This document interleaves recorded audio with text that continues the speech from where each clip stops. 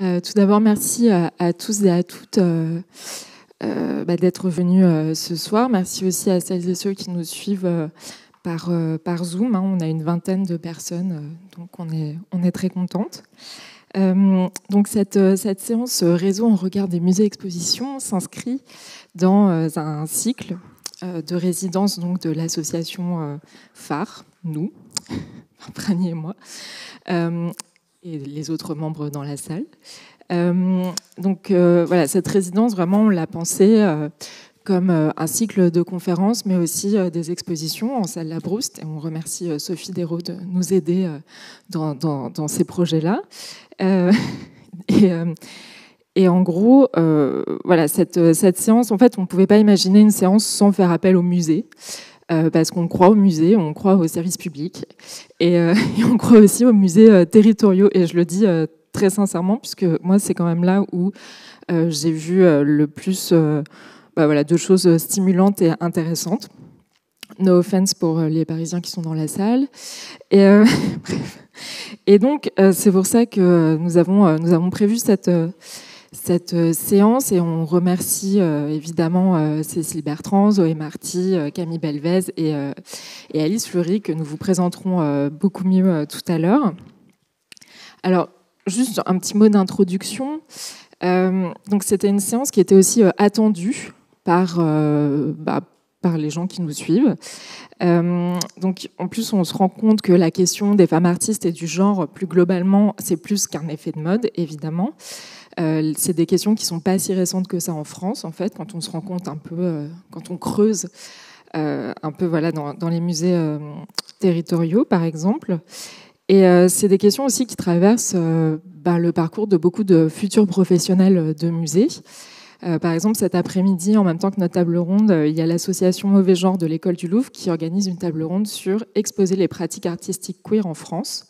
Et le 30 avril, ici même dans cet auditorium, les élèves de l'INP de la promotion Magdeleine Ours tiendra une journée d'études intitulée « Troubles dans le patrimoine, héritage LGBTQIA+, et narration queer, quel rôle pour les institutions patrimoniales ?»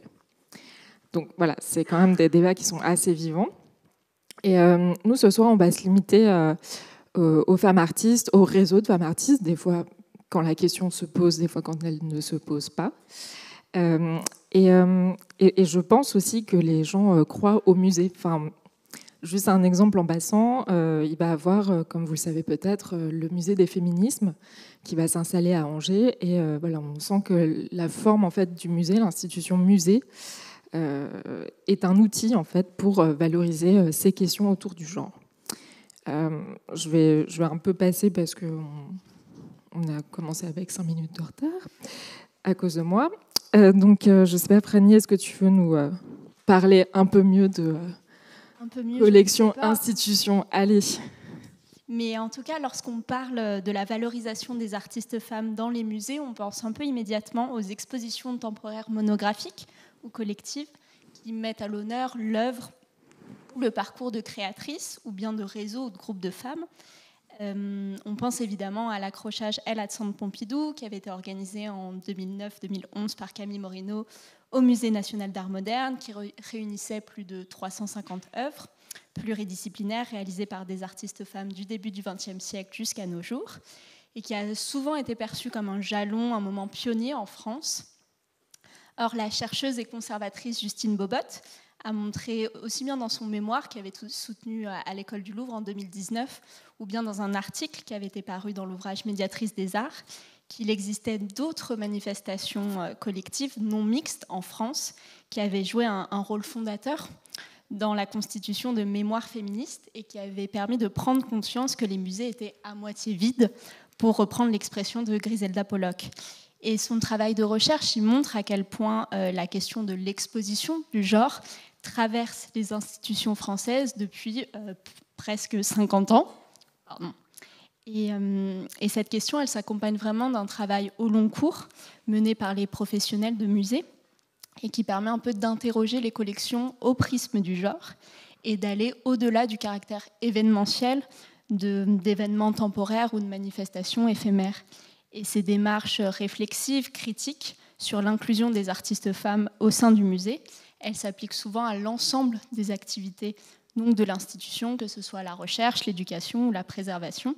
Et elle concerne un peu l'ensemble de ces activités, donc l'acquisition, la programmation, l'accrochage permanent, la médiation écrite, orale, et encore les restaurations. Et ce sont toutes ces questions que nous aimerions aborder ce soir.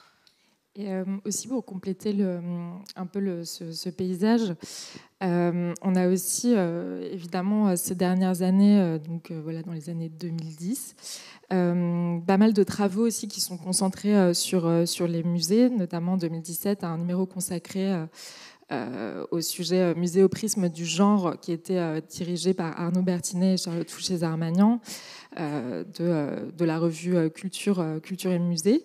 Et puis, on a aussi l'argument de Rouen de 2018, dont le thème était égalité femmes-hommes, où en sont les musées. Et voilà, c'est aussi dans cette programmation, dans ces prolongements en fait, qu'on inscrit cette séance. Et du coup, je te laisse présenter les intervenants. Ouais. Allez. Pour cette séance, on a le plaisir de recevoir 4 professionnels des musées, conservatrices du patrimoine, mais aussi du matrimoine. Donc tout d'abord, Zoé Marty, qui est responsable du service des collections au musée d'art moderne et contemporain de Saint-Étienne Métropole. Elle a travaillé auparavant au musée des Beaux-Arts de Lyon comme chargée de mission pour la valorisation des artistes femmes au sein de la collection. Et elle a également participé à la préparation de plusieurs expositions, dont Picasso, Poussin, Bacchanal, et aussi plus récemment Forme de la ruine. Elle a également travaillé au musée des Beaux-Arts de Rennes, où elle a contribué à plusieurs expositions. Et ses recherches sont animées par un intérêt marqué pour les études de genre et la valorisation des artistes femmes. En 2019, elle a notamment co-dirigé avec Eva l'organisation d'un colloque consacré au genre et à la violence en histoire de l'art à l'école du Louvre. Et au musée d'art moderne et contemporain de Saint-Étienne, actuellement fermé pour travaux, elle prépare plusieurs accrochages de réouverture, l'un dédié au chantier des collections et l'autre à l'artiste Léna Vendré. On a également le plaisir de recevoir Cécile Bertrand, qui, après des études d'histoire de l'art à l'école du Louvre et à l'université Paris 4, a été chargée d'études documentaires dans les conservations régionales des monuments historiques d'Île-de-France, de Lorraine et de Rhône-Alpes. Elle est devenue ensuite conservatrice du patrimoine et a pris la direction des musées de Cagnes-sur-Mer en 2012. Et elle a mené la rénovation du musée Renoir, qui a notamment permis d'étoffer et de mettre en valeur le fonds de sculpture Renoir-Guinaud. En octobre 2016, elle a pris la direction du musée Camille Claudel de Nogent-sur-Seine, dont elle a organisé l'ouverture en mars 2017.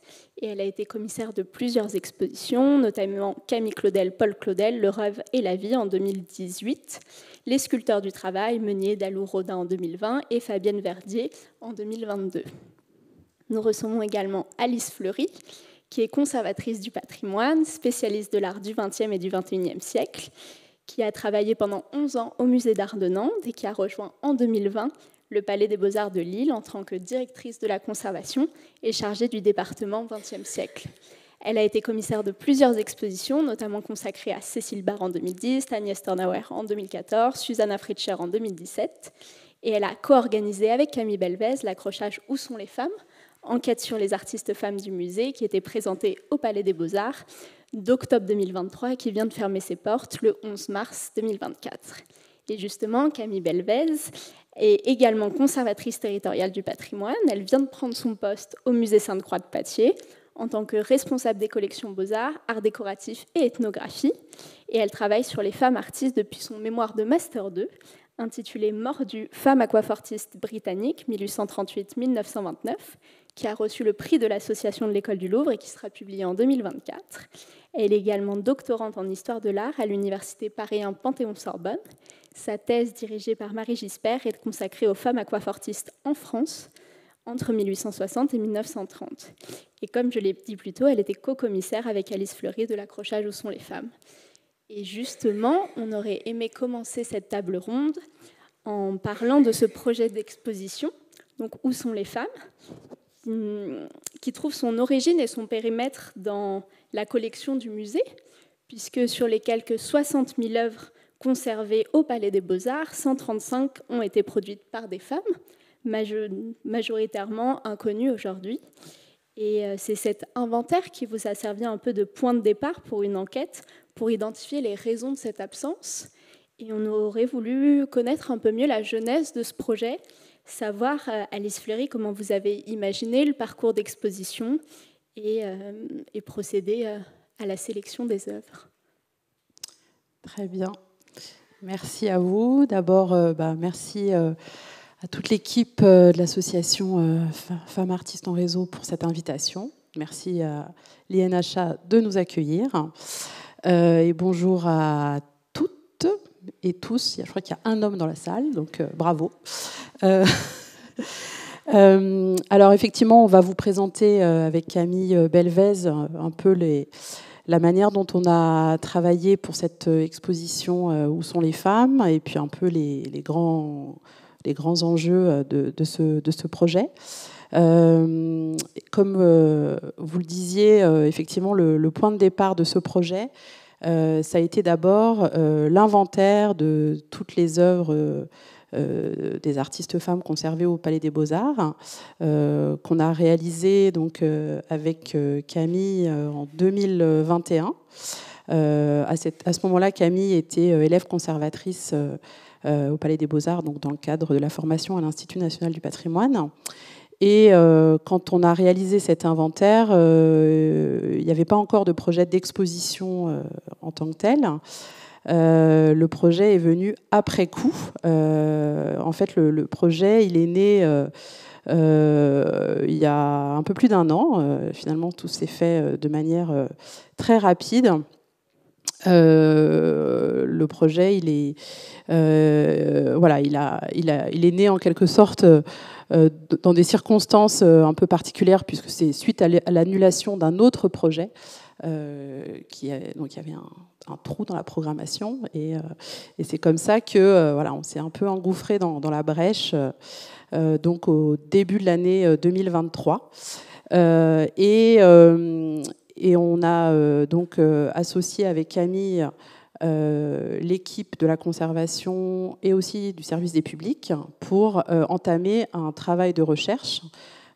Donc ça a été aussi vraiment le point de départ du projet, puisque donc on avait à ce moment-là cet inventaire, donc 135 œuvres, 80 artistes, et ce qui nous a frappé d'emblée, c'est que on connaissait très peu finalement ces artistes. On en connaissait environ une douzaine seulement, d'où l'importance de mener ces recherches donc en équipe. Et en fait, on s'est aperçu que, alors donc, juste, je rappelle un peu les chiffres, hein, 135 œuvres, 80 artistes, et dans l'accrochage, il y avait à peu près en 2022 une dizaine d'œuvres d'artistes femmes. Et donc, ce qui nous a frappé quand on a commencé ces recherches, c'est qu'on s'est aperçu que ces artistes aujourd'hui qui nous sont inconnus, elles ont eu une reconnaissance de leur vivant. Souvent, elles ont exposé dans les circuits officiels, notamment au salon, et que voilà, pour beaucoup, elles ont pu vivre de leur pratique artistique, et que leur œuvre a été ignorés ou invisibilisés en fait après leur décès pour toute une série de raisons. Donc d'où l'idée de concevoir un peu ce projet comme une enquête pour partir à la découverte ou à la redécouverte de ces artistes, puisque finalement le projet il est né avec une série de questions. Quelles ont été la trajectoire de ces artistes, comment leurs œuvres sont arrivées au musée aussi, ce qui est quand même le signe d'une reconnaissance institutionnelle, où est-ce qu'elles ont été formées, par qui les a soutenues, collectionnées, etc. Et puis, donc, on s'est interrogé avec Camille sur la manière de présenter ce projet d'exposition, puisque on a donc pris le parti de présenter la quasi-intégralité du corpus d'œuvres. Donc, on a présenté dans l'exposition 120 œuvres sur les 135, et dont finalement le seul critère commun était le genre de l'auteur. Donc on a assez rapidement écarté le parti pris chronologique pour une approche un peu différente, donc en 3 parties qui reprennent en fait les différents facteurs qui ont pu influencer la carrière de ces artistes, et qui reprennent aussi les 3 temps de la pratique artistique. Donc d'abord la question de donc avant, pendant, après. Donc d'abord la question de la formation de ces artistes, qui donc, comme vous le savez certainement, n'avaient pas accès à l'école des Beaux-Arts jusqu'en 1897. Donc pendant, c'est la question du choix des sujets et des techniques pratiquées par ces artistes. Et après, donc c'est toute la question de la diffusion des œuvres, la réception, les stratégies de diffusion de ces œuvres et les associations aussi auxquelles elles ont pu prendre partie, associations non mixtes comme l'UFPS par exemple, ou les différents donateurs, mécènes qui les ont soutenus. Donc l'exposition, elle couvrait, puisque donc elle a fermé ses portes très récemment, un spectre chronologique très large, puisque l'œuvre la plus ancienne, c'était une œuvre de Elisabetta Sirani, donc de la deuxième moitié du XVIIe siècle, jusqu'à quelques œuvres contemporaines, et puis une grande diversité aussi de médiums, peinture, sculpture, mais aussi art graphique, photographie, art décoratif, numismatique, voilà, un peu textile aussi. Alors, en amont de ce projet, on a quand même pu mettre en œuvre une campagne de restauration. Ça, c'était aussi très important, d'investir un peu sur la durée, et puis parce que en fait, ces œuvres, pour l'immense majorité, elles étaient en réserve, donc pas forcément en très bon état. Donc, on a pu lancer une campagne de restauration qui va d'ailleurs se poursuivre avec quelques œuvres cette année. Et puis, on a pu aussi, peut-être qu'on en reparlera, mais on a pu aussi éditer un catalogue qui prend un peu la forme d'un guide des collections, justement, à travers le prisme des artistes femmes. Peut-être qu'on peut le faire circuler si vous le souhaitez. Et qui, donc, fait état des recherches au moment de l'ouverture de l'exposition. Et si on devait refaire cet ouvrage aujourd'hui, en fait, il serait un peu différent parce que justement, en fait, on a pu, grâce à l'exposition, nourrir un peu plus la connaissance sur certaines artistes par la présentation des œuvres et le fait que certaines œuvres, certaines artistes aient suscité l'intérêt de certains chercheurs qui nous ont apporter davantage de connaissances sur ces artistes. Peut-être que je vais laisser la parole à Camille qui va vous présenter plus particulièrement le parcours à l'intérieur de l'exposition. Merci. Et oui, peut-être avant de vous parler du parcours, vous parlez aussi du parti pris qu'on a eu avec ce projet d'exposition, qu'on a conçu pas vraiment comme un aboutissement, mais comme un point de départ.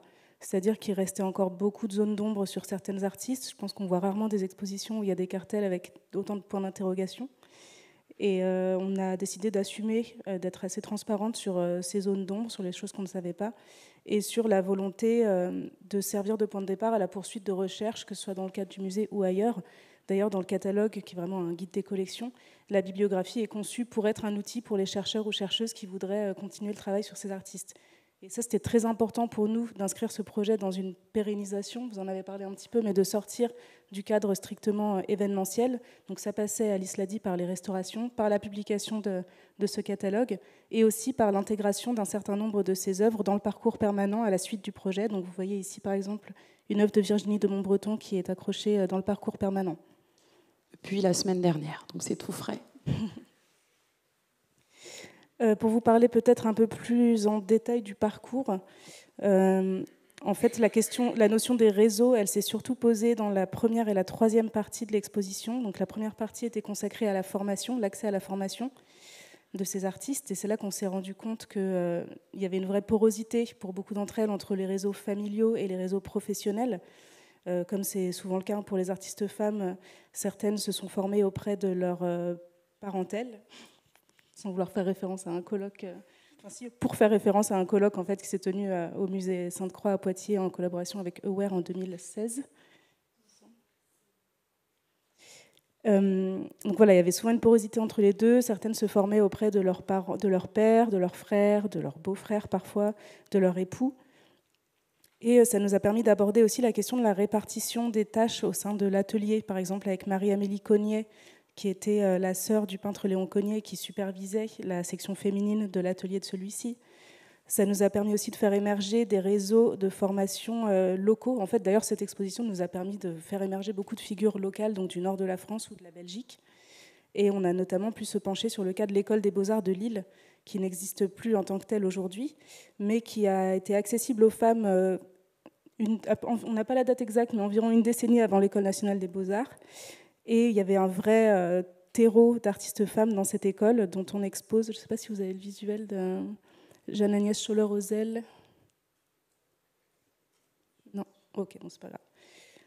Enfin, voilà, on a vraiment eu à cœur de montrer ces artistes locales et les réseaux dans lesquels elles s'inscrivaient, que ce soit réseau académique ou aussi à des ateliers d'artistes. On a parlé de la Villa Médicis de Lille, qui était un bâtiment avec beaucoup d'ateliers d'artistes, dont beaucoup de femmes notamment. Tous les cercles aussi autour de Carolus Durand, qui a eu une influence importante sur beaucoup d'artistes du Nord et notamment beaucoup de femmes, puisqu'il a tenu avec Jean-Jacques Henner un atelier des dames à Paris. Et d'ailleurs, il va y avoir une exposition à la fin de cette année au musée Jean-Jacques Henner sur les élèves féminines d'Henner, qui s'annonce passionnante. Donc voilà, cette première partie sur la formation nous a déjà permis d'aborder les réseaux. La deuxième partie sur la hiérarchie des genres, c'était peut-être là qu'on a le moins parlé des réseaux. On a plutôt parlé de comment certaines femmes avaient pu être cantonnées à certains genres considérés comme mineurs, mais que ce n'était pas une fatalité pour autant. Et c'est vraiment dans la troisième partie qui s'intitulait « Réseaux et stratégies de diffusion » que là, on a pu développer plus en profondeur cette notion de réseau en mettant en valeur tout l'écosystème dans lequel ces artistes se sont inscrites, qu'il s'agisse de groupes d'artistes comme les associations non mixtes comme l'UFPS, l'Union des femmes peintres et sculpteurs, dont on a plusieurs représentantes dans l'exposition, comme Virginie de Montbreton d'ailleurs, qui a été présidente. Aussi les femmes artistes modernes, donc 2 associations qui sont mises en valeur par Femmes Artistes en Réseau, ou qui ont été, je ne sais plus au niveau du calendrier, mais c'est fini, ouais. Oui, c'est accessible. Mais aussi leur implication dans des réseaux non mixtes, comme l'artiste Jenny Montini, qui a cofondé le groupe Vie et Lumière en 1904, qui a été le fondement des luministes belges. Voilà, on a essayé de mettre en valeur ces différents réseaux dans cette partie-là. L'importance aussi des mécènes, des personnes qui les ont soutenus et qui ont souvent fait que leurs œuvres sont entrées dans les collections publiques. Notamment, on avait des donateurs importants qui étaient les Rothschild, Alphonse et Charlotte de Rothschild, qui ont fait don au musée d'œuvres notamment de Madeleine Jouvray, sculptrice, mais aussi d'œuvres un peu plus confidentielles, comme un tableau de chaton qui peut sembler très très kitsch aujourd'hui, mais qui témoigne en fait de l'histoire du goût et du collectionnisme. Et c'était assez rigolo de voir que dans la même collection des Rothschild, il y avait à la fois ces chatons très kitsch, mais aussi un dessin de lion de Rosa Bonheur. Donc voilà, c'était un peu une volonté de notre part de ne pas du tout avoir de jugement de valeur esthétique, aucun critère esthétique, aucun critère iconographique non plus, mais de montrer ce qu'on avait et d'essayer de comprendre comment ces artistes sont arrivés dans les collections du Palais des Beaux-Arts de Lille. C'est là aussi qu'on s'est rendu compte de l'importance des réseaux professionnels entre musées aussi, pour certaines artistes, notamment Suzanne Baumals, une artiste belge assez peu présente, très peu présente d'ailleurs dans les collections publiques françaises. C'est la seule collection publique française qui possède 3 œuvres de cet artiste. Et elle est entrée au Palais des Beaux-Arts de Lille par l'entremise en fait, d'un autre conservateur à Gand qui s'appelle Peter Eekhout. Donc voilà, on a vraiment mis en valeur les réseaux sous toutes leurs formes. Et notamment, je vais arrêter de parler bientôt parce que je ne veux pas accaparer la parole, mais tout un réseau de galeristes pour les artistes du XXe siècle. On s'est rendu compte déjà que beaucoup se connaissaient entre elles, notamment beaucoup d'artistes expatriés qui se trouvaient à Paris au XXe siècle, dans la première et deuxième moitié du XXe siècle d'ailleurs. Et pour la plupart, en fait, quand on a relevé des noms de galeristes qui les soutenaient et qui les exposaient, c'était toujours des galeristes femmes. Alors de là à en tirer une conclusion de généralité, on n'y est pas risqué, mais en tout cas c'est un constat qui nous a frappé, cette notion de sororité, non seulement entre artistes, mais aussi entre artistes et galeristes. Donc voilà, c'est là aussi qu'on s'est rendu compte que ces œuvres étaient très rarement entrées dans les collections par achat. la plupart ont fait l'objet de dons ou de legs des artistes elles-mêmes ou de leur entourage propre, ou parfois de quelques donateurs, donc j'en ai mentionné 2. Mais ça, voilà, ça nous a frappé, et en discutant avec d'autres professionnels de musée, on s'est rendu compte que c'était quelque chose qui se retrouvait assez souvent. Le fait que les acquisitions d'œuvres d'artistes femmes sont assez rarement l'objet d'acquisitions onéreuses, en fait. Donc voilà, ça nous a posé plein de questions. On a vraiment voulu se placer dans une position auto-réflexive aussi sur notre rôle en tant qu'institution culturelle, dans la construction et dans la pérennisation aussi de concepts comme le génie, le talent. Voilà, on a voulu interroger tout ça, et on est très contente qu'avec le temps assez réduit qu'on a eu, on a pu toucher pas mal de gens, je pense. Oui, bah, c'est vrai que si on fait le bilan, puisque l'exposition vient de fermer ses portes, c'est vrai qu'au niveau de la fréquentation, on a eu 146 000 visiteurs. Je reprends les chiffres, donc c'est quand même une très belle fréquentation. Alors,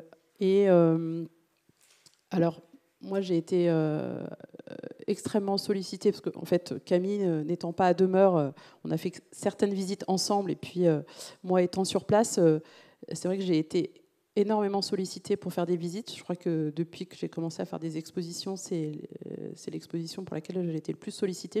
J'ai comptabilisé, j'ai fait 70 visites, donc entre fin octobre et début mars, pour tout type de public, à la fois des collègues qui sont venus voir l'expo, des étudiants, toutes sortes d'associations, des chefs d'entreprise, des mécènes, des partenaires institutionnels. Enfin, vraiment, c'est une exposition qui a suscité beaucoup d'intérêt et d'enthousiasme.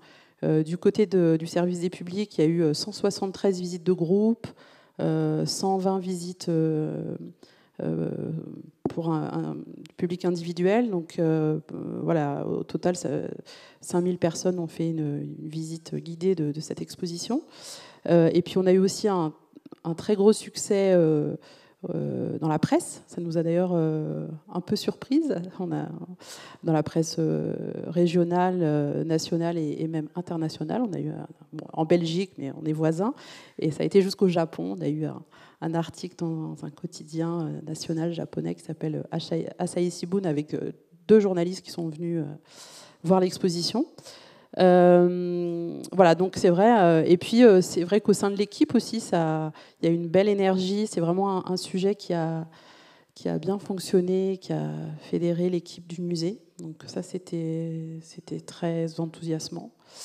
Et puis on a été contacté aussi par certains descendants en fait d'artistes, notamment une artiste qui s'appelle Pauline Delacroix-Garnier, alors qui nous a pas contactés, mais qui était présent lors d'une visite et qui ignorait que son aïeul avait une œuvre dans le musée. Le fils aussi d'un couple d'artistes qu'on présente dans l'exposition, qui m'a contacté avec donc le fils de 2 artistes, Jean-Marc Eano et Nadine Cosentino, et on a un possible projet de donation justement. Voilà, donc il y a encore des choses qui vont se faire suite à ce projet. Et puis, comme le disait Camille, donc on a décroché les œuvres, mais l'idée c'était vraiment d'inscrire la présence de ces artistes de manière durable dans le parcours. Donc il y a un certain nombre d'entre elles qui sont déjà soit réaccrochées, soit en cours de réaccrochage. Et pour un certain nombre, c'est des œuvres qui n'avaient jamais été présentées dans le parcours permanent. Et puis le catalogue dont je parlais, qui est en train de circuler, c'est très bien vendu aussi, puisqu'il est quasiment épuisé à la librairie du musée. Et puis sinon, ça nous a aussi donné des idées, des envies d'approfondir en fait notre travail de recherche sur certaines figures qui nous ont particulièrement marqué. Justement, Virginie de Montbreton, par exemple, quand même une très belle artiste qui mériterait une exposition monographique, ou encore Jacqueline Comer-Paton, cette Hollandaise là, qu'on a choisie comme visuel pour la couverture du catalogue et l'affiche de l'exposition, qui était l'épouse de Léon Comer. Ou encore Madeleine Jouvray aussi, cette sculptrice qui a été élève puis praticienne de Rodin, et qui partageait un atelier avec Camille Claudel. et qui n'a pas bénéficié, elle aussi, d'aucune publication ni d'aucune exposition monographique. Voilà, donc des idées pour la suite. Et c'est vrai que cette envie qu'on avait, que ce soit un point de départ, mais ça a déjà marché. Alice a parlé des descendants qui nous ont contactés, mais aussi des chercheurs qui soit nous ont apporté des éléments qu'on n'avait pas réussi à trouver. Par exemple, sur la graveuse Rose Méro, un chercheur qui a fait une thèse sur Harpini, avec qui elle a travaillé, nous a apporté des éléments dont on ne disposait pas au début de l'exposition. Mais aussi le chercheur, par exemple, Thomas Beaufils, de l'Université de Lille, qui a écrit un article sur l'œuvre de Jacqueline Commer-Paton, qui fait l'affiche de l'exposition. Du point de vue de l'analyse du costume, il a réussi à identifier très précisément l'île aux Pays-Bas où était utilisé ce costume. Et même, on a appris grâce à lui que l'orientation de la petite plaquette sur son front indique si elle est mariée ou non. Et en l'occurrence, là, vu qu'elle est orientée, elle penche de ce côté-là, ça indique que cette figure n'est pas mariée. Alors qu'à première vue, avec ce voile, on aurait pu penser en fait qu'il s'agissait d'un portrait d'épouse. Donc voilà, on sent qu'il y a une dynamique qui commence et qui se développe, et c'est vraiment ce qu'on souhaitait, donc c'est super. Merci à vous deux pour ce retour aussi d'expérience, que je pense que ça intéresse un peu tout le monde, chercheuses, chercheurs ou professionnels de musées aussi, et public aussi, évidemment. Enfin, vous donnez ces chiffres, c'est quand même c'est super, pour reprendre tes mots, Camille. Justement, Camille, puisque maintenant tu es à Poitiers. Et alors, il faut savoir que le musée Sainte-Croix de Poitiers a quand même une tradition, en tout cas un intérêt pour les femmes artistes. Enfin, déjà, quand c'était Bruno Godichon, le directeur, il y a une politique d'acquisition d'œuvres de femmes artistes qui est aussi assez prononcée, politique qui a été renforcée notamment par Raphaël Martin-Pigalle et Pascal Faracci. Et du coup, voilà, moi, je voulais savoir comment est-ce que tu t'inscris dans ce sillon qui, je crois, va se consolide de plus en plus. Oui, alors c'est vrai que c'est vraiment dans l'ADN des musées de Poitiers, du musée Sainte-Croix de Poitiers en particulier, de valoriser les artistes femmes depuis les années 80. Voilà, l'exposition qui est un petit peu... Merci. L'exposition qui a un peu ouvert la danse, c'était celle sur Camille Claudel en 1984. Il y a une importante collection d'œuvres de Camille Claudel au musée de Poitiers.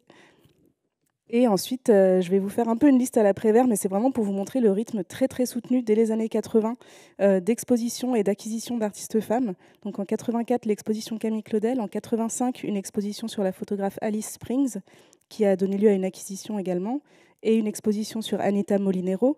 En 86, l'acquisition de 82 œuvres de l'artiste polonaise Sara Lipska, dont 31 textiles qui ont été achetés par le musée. En 86 également, une exposition sur la peintre Odette Pauvert, qui est la première femme à avoir remporté le Grand Prix de Rome en peinture, et également l'acquisition de plusieurs œuvres. En 87, l'acquisition de plusieurs œuvres de Romaine Brooks et la première rétrospective française sur cet artiste.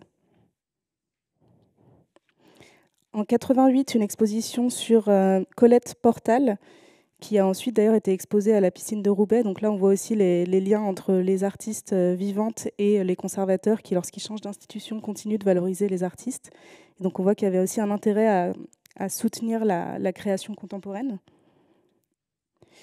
En 90, une exposition encore d'une artiste contemporaine qui s'appelle Jacqueline Doriac, donc plutôt sur la lumière. Elle appelle ça des installations in senso, et non pas in situ. Et en 89, l'acquisition de 33 œuvres de Lou Albert Lazare, donc un tableau, mais aussi beaucoup de dessins. En effet, cette dynamique ensuite a repris et s'est encore développée dans les années 2010 et 2020. Et on est encore dedans aujourd'hui, on va continuer. En 2015, il y a eu une nouvelle exposition Romaine Brooks avec le Musée national d'art moderne et le Musée américain de Blérancourt. En 2016, l'exposition Belle de jour, femmes artistes, femmes modèles avec le Musée d'art de Nantes et le Palais Lumière d'Évian, qui a aussi donné lieu au colloque Parentel organisé avec Aware. En 2017, l'acquisition par préemption de 3 œuvres de Camille Claudel, qui vient compléter le legs André Brisson qui datait de 1961, et l'achat de 2 autres œuvres en 1996 et d'une troisième, donc La jeune fille aux yeux clos, ici en 2000. En 2018, l'achat d'un coffre de Sarah Lipska, qui vient donc compléter la collection Sarah Lipska au musée. En 2020, cette œuvre de Maria Blanchard, encore un achat. En 2021, il y a une exposition qui s'appelait L'amour fou, intimité et création, 1910-1940, qui traitait des couples d'artistes. Et en 2022, l'acquisition par achat de cette œuvre de Maria Luisa de Souza Holstein, une sculptrice lisboète. Ces œuvres, pour la plupart, sont aujourd'hui dans le parcours permanent. Non, je ne vais pas dans mon sens. Et en 2022, l'exposition sur les Guerrilla Girls, Femmes en Action. Voilà, pour vous donner un panorama rapide de tout ce qui s'est fait. C'est vraiment assez rare, je pense, pour un musée en France d'avoir une dynamique aussi volontariste, en tout cas pour un musée qui n'est pas consacré à une artiste femme, bien sûr, d'avoir une politique aussi volontariste sur les artistes femmes. Moi, ce qui me frappe aussi, c'est le nombre d'achats. Je vous parlais, par exemple, pour le Palais des Beaux-Arts de Lille, que beaucoup des acquisitions n'avaient pas été à titre onéreux. Là, il y a vraiment eu beaucoup d'achats. C'est quelque chose qu'on a envie de poursuivre aujourd'hui. Je parle en mon nom et sous la supervision de Manon Le Caplin, la directrice du musée qui se trouve ici ce soir. On a très envie de continuer cette politique d'acquisition d'œuvres d'artistes femmes et de valorisation. Pour vous donner une idée de l'inventaire des collections, alors ce n'est pas un inventaire exhaustif parce que, à la différence de Lille par exemple, la base de données qui est utilisée à Poitiers ne permet pas de faire une recherche par genre.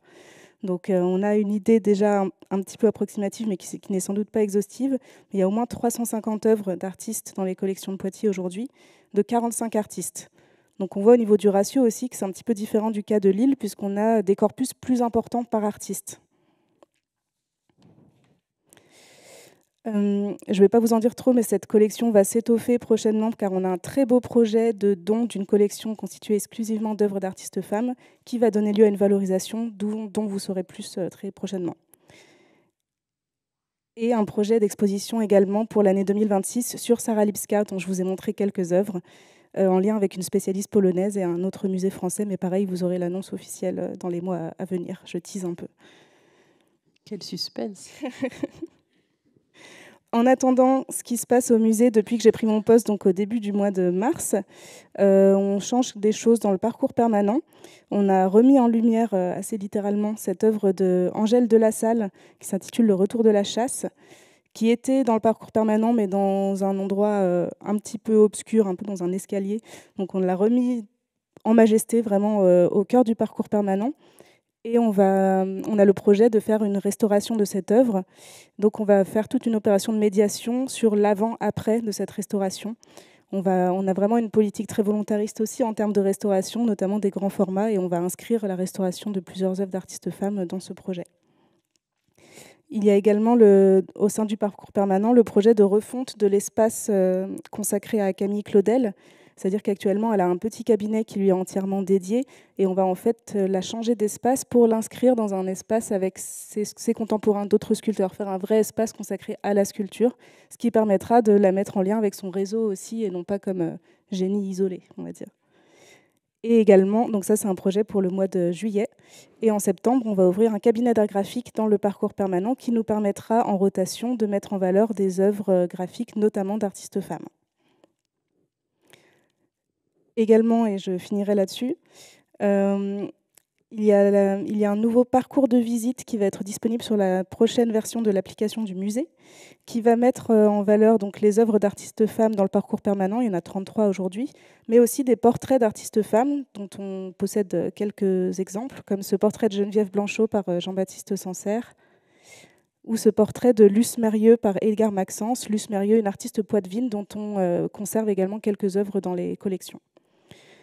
Voilà, tout ça s'inscrit dans une volonté partagée de décloisonner un petit peu aussi le parcours permanent en intégrant des œuvres d'art décoratif, d'ethnographie, ne plus montrer que des beaux-arts, et aussi dans une volonté d'approfondir le lien avec la recherche. C'est quelque chose qui nous tient beaucoup à cœur et c'est pour ça que je suis très heureuse de représenter le musée Sainte-Croix de Poitiers ici ce soir. C'est très intéressant de prendre un poste dans un musée où on sent qu'il y a une tradition, une habitude très ancrée de travailler sur les artistes femmes. Ce n'est pas un sujet nouveau. Les équipes sont très sensibilisées à ces questions et en fait, c'est enthousiasmant. Donc voilà, je suis très heureuse. Super. Merci beaucoup, Camille. On a hâte de voir évidemment tout ça, puisque tous ces petits teasers nous intéressent évidemment. Et du coup, puisqu'on parle de Camille Claudel, puisque le musée de Poitiers a quand même beaucoup de collections, enfin beaucoup d'œuvres de Camille Claudel dans ses collections, ça nous permet de faire une transition géniale. Et du coup, de se poser aussi la question de comment est-ce qu'à à Nogent, comment est-ce qu'on travaille sur Camille Claudel, comment est-ce que vous l'envisagez aussi, parce que c'est quand même une figure qui est très connue, en tout cas du grand public. Donc voilà, c'était un peu nos questions sur elle. Voilà. Alors d'abord, je pense qu'il faut faire un petit retour sur l'histoire de ce musée pour comprendre ses spécificités. Et notamment le fait que Nogent-sur-Seine, le musée a un peu une double identité. C'est-à-dire que c'est à la fois un musée consacré à la sculpture de la fin du 19e siècle et du début du 20e siècle, et un musée consacré à Camille Claudel. En fait, le musée, tel que vous le voyez sur ces photographies, a ouvert en 2017, mais il est l'héritier d'un musée beaucoup plus ancien. Je ne sais plus ce qu'on a mis comme photo. Il est l'héritier d'un musée beaucoup plus ancien qui a été créé en 1902 par Alfred Boucher, qui était un sculpteur et le premier professeur de Camille Claudel. Tous deux s'étant rencontrés justement à Nogent-sur-Seine, au moment où Camille Claudel, adolescente, habitait dans la maison que vous voyez à droite au premier plan, maison dans laquelle elle a réalisé ses premières sculptures. Donc en 1902, Alfred Boucher crée un musée qui donc a eu dès le départ, mais pas uniquement, mais un fonds important de sculpture, grâce aux dons d'Alfred Boucher et aux dons fait par d'autres artistes, mais aucune sculpture de Camille Claudel, qui visiblement à ce moment-là avait, on ne sait pas bien en fait comment ça s'est fait, mais avait perdu contact avec Alfred Boucher, son premier maître. Et donc ce musée, alors bon, a vécu sa vie avec des hauts et des bas. Il est resté fermé pendant très longtemps, jusqu'à rouvrir dans les années 80. Puis, la ville a souhaité donner une nouvelle ambition à ce musée en le dotant d'un fonds Camille Claudel et en saisissant l'opportunité d'acheter une collection très conséquente d'œuvres de l'artiste auprès de Reine-Marie Paris, qui est la petite nièce de l'artiste et qui avait constitué une collection. Donc, ce n'était pas une collection dont elle avait hérité, mais elle a fait partie de ces personnes qui ont œuvré à la redécouverte de Camille Claudel à partir des années 80. Et à chaque fois qu'elle réussissait à localiser une œuvre, en fait, elle essayait de l'acheter. Donc, ça lui avait permis de constituer une collection très vaste à une époque où les œuvres de Camille Claudel étaient très peu chères. Et c'est cette collection que la ville de Nogent-sur-Seine a achetée en 2008, année où elle a aussi acheté la maison Claudel pour construire un nouveau musée qui s'est venu se greffer sur cette maison qui donc est intégrée dans le parcours des collections. Et dans ce nouveau musée, le parcours se déroule en 2 temps. Donc, il y a d'abord 10 salles qui sont consacrées à la sculpture au temps de Camille Claudel. Et ensuite, principalement dans la maison Claudel, 5 salles où on présente la collection Camille Claudel, qui donc est la plus riche collection publique consacrée à l'artiste, dans laquelle on présente environ 45 sculptures. Avec l'idée que la première partie du parcours est un peu double, c'est-à-dire qu'elle peut fonctionner à la fois indépendamment comme un panorama de la sculpture de cette époque, mais elle a été aussi conçue pour mettre en contexte la carrière de Camille Claudel avec des échos qui se font entre les deux parties du parcours. Vous avez par exemple une salle consacrée à l'édition qui fait écho aux sculptures éditées par Eugène Blot concernant Camille Claudel, ou bien une salle sur le nu féminin qui fait écho au nu de Camille Claudel, une salle sur la danse qui permet de comparer la représentation de la valse par Camille Claudel à celle de représentation d'autres danses. Donc c'est aussi un moment, alors c'était une opportunité offerte par la collection de Nogent-sur-Seine, mais je trouve aussi symptomatique d'avoir voulu faire un musée monographique, mais pas seulement, qui ne soit pas un peu comme le disait Camille à Poitiers. Alors chez nous, les œuvres de Camille Claudel sont quand même présentées dans un parcours à part certaines œuvres de Rodin qui sont mises en relation, parce qu'il y a vraiment des liens directs qui se font, une inspiration commune et des formes qui circulent entre les deux artistes.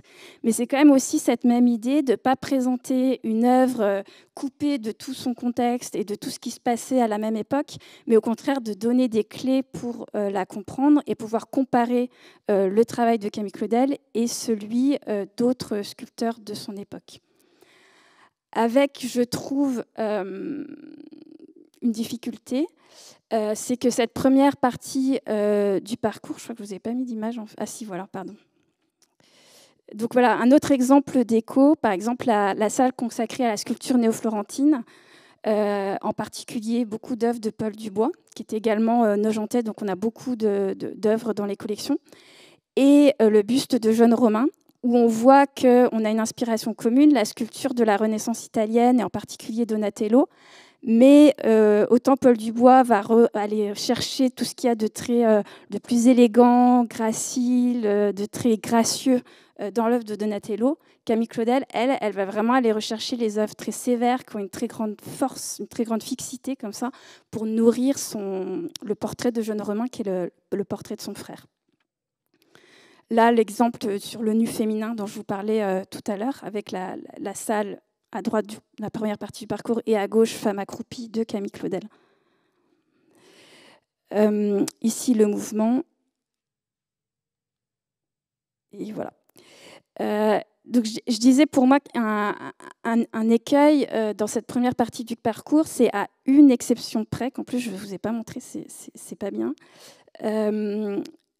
Dans la première partie du parcours, il n'y a que des œuvres d'artistes hommes et aucune œuvre de sculptrice, ce qui peut conforter l'idée déjà bien répandue parmi nos visiteurs que Camille Claudel aurait été un peu la seule sculptrice de son temps, ce qui, évidemment, enfin, vous le savez sûrement, était loin d'être le cas.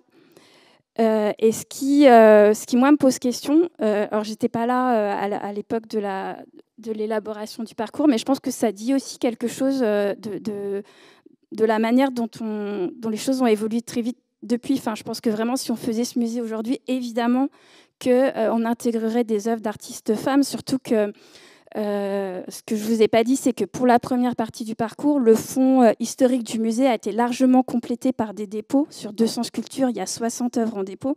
Et il aurait été, alors je ne dis pas facile, mais complètement possible, d'autant que beaucoup d'œuvres sont disponibles parce que pas encore demandées par des musées, de demander des dépôts d'œuvres de sculptrices pour les intégrer dans le parcours. Et donc, c'est un sujet sur lequel on travaille maintenant pour essayer peut-être de renouveler une partie de ce parcours en intégrant des œuvres de sculptrices et avec une première étape qui va prendre la forme d'une exposition temporaire sur Camille Claudel et ses contemporaines que nous allons organiser en 2025 avec les musées de Pont-Aven et de Tours. En s'attachant vraiment à présenter des artistes qui ont eu des liens avec Camille Claudel. Donc ça peut être les artistes, quand Camille Claudel arrive à Paris et qu'elle se forme à l'Académie Calora aussi, elle a aussi loué un atelier personnel qu'elle a partagé avec d'autres femmes artistes. Et toutes, à ce moment-là, ont bénéficié de l'enseignement d'Alfred Boucher, avec qui Camille Claudel était restée en lien. Et donc, il va venir leur donner des sortes d'enseignements particuliers dans cet atelier, en parallèle à celui qu'elle recevait à l'Académie Colarossi. On va également montrer que Camille Claudel n'a pas été la seule sculptrice à être praticienne pour Auguste Rodin, avec notamment Madeleine Jouvray, mais aussi par exemple Jessie Lipscomb a aussi eu cette fonction dans l'atelier d'Auguste Rodin. Montrer aussi les rivalités qu'on peut déceler dans sa carrière, dans la manière dont elle se positionne par rapport à d'autres sculptrices de son temps, puisque donc c'est aussi une forme de réseau, puisque Camille Claudel, par contre, n'a jamais eu de combat féministe ou de volonté. Elle s'est tenue à distance en fait des réseaux proprement féminins. Par exemple, tant qu'elle a pu donner son avis, elle n'a jamais voulu exposer à l'Union des femmes peintres et sculpteurs. Ce qu'elle voulait, c'est être reconnue comme artiste indépendamment de son genre et donc être reconnue au salon, en fait, au salon officiel, avec des acquisitions de l'État, avec une conception quand même très académique et très ancrée dans la tradition de l'histoire de l'art. Mais évidemment, elle avait des relations avec d'autres artistes de son temps. Et donc, ce sont sur ces réseaux que nous allons nous appuyer pour montrer au public combien Camille Claudel n'est pas un cas isolé, même si elle est singulière par la force de son œuvre. Elle était entourée de nombreuses autres femmes artistes et en particulier des sculptrices.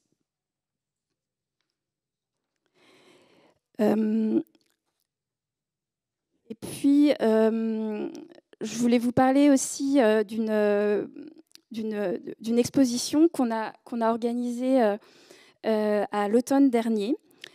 On a pu acquérir 6 lettres de Camille Claudel à Eugène Blot auprès d'un descendant d'Eugène Blot qui était l'éditeur de Camille Claudel, son éditeur de bronze.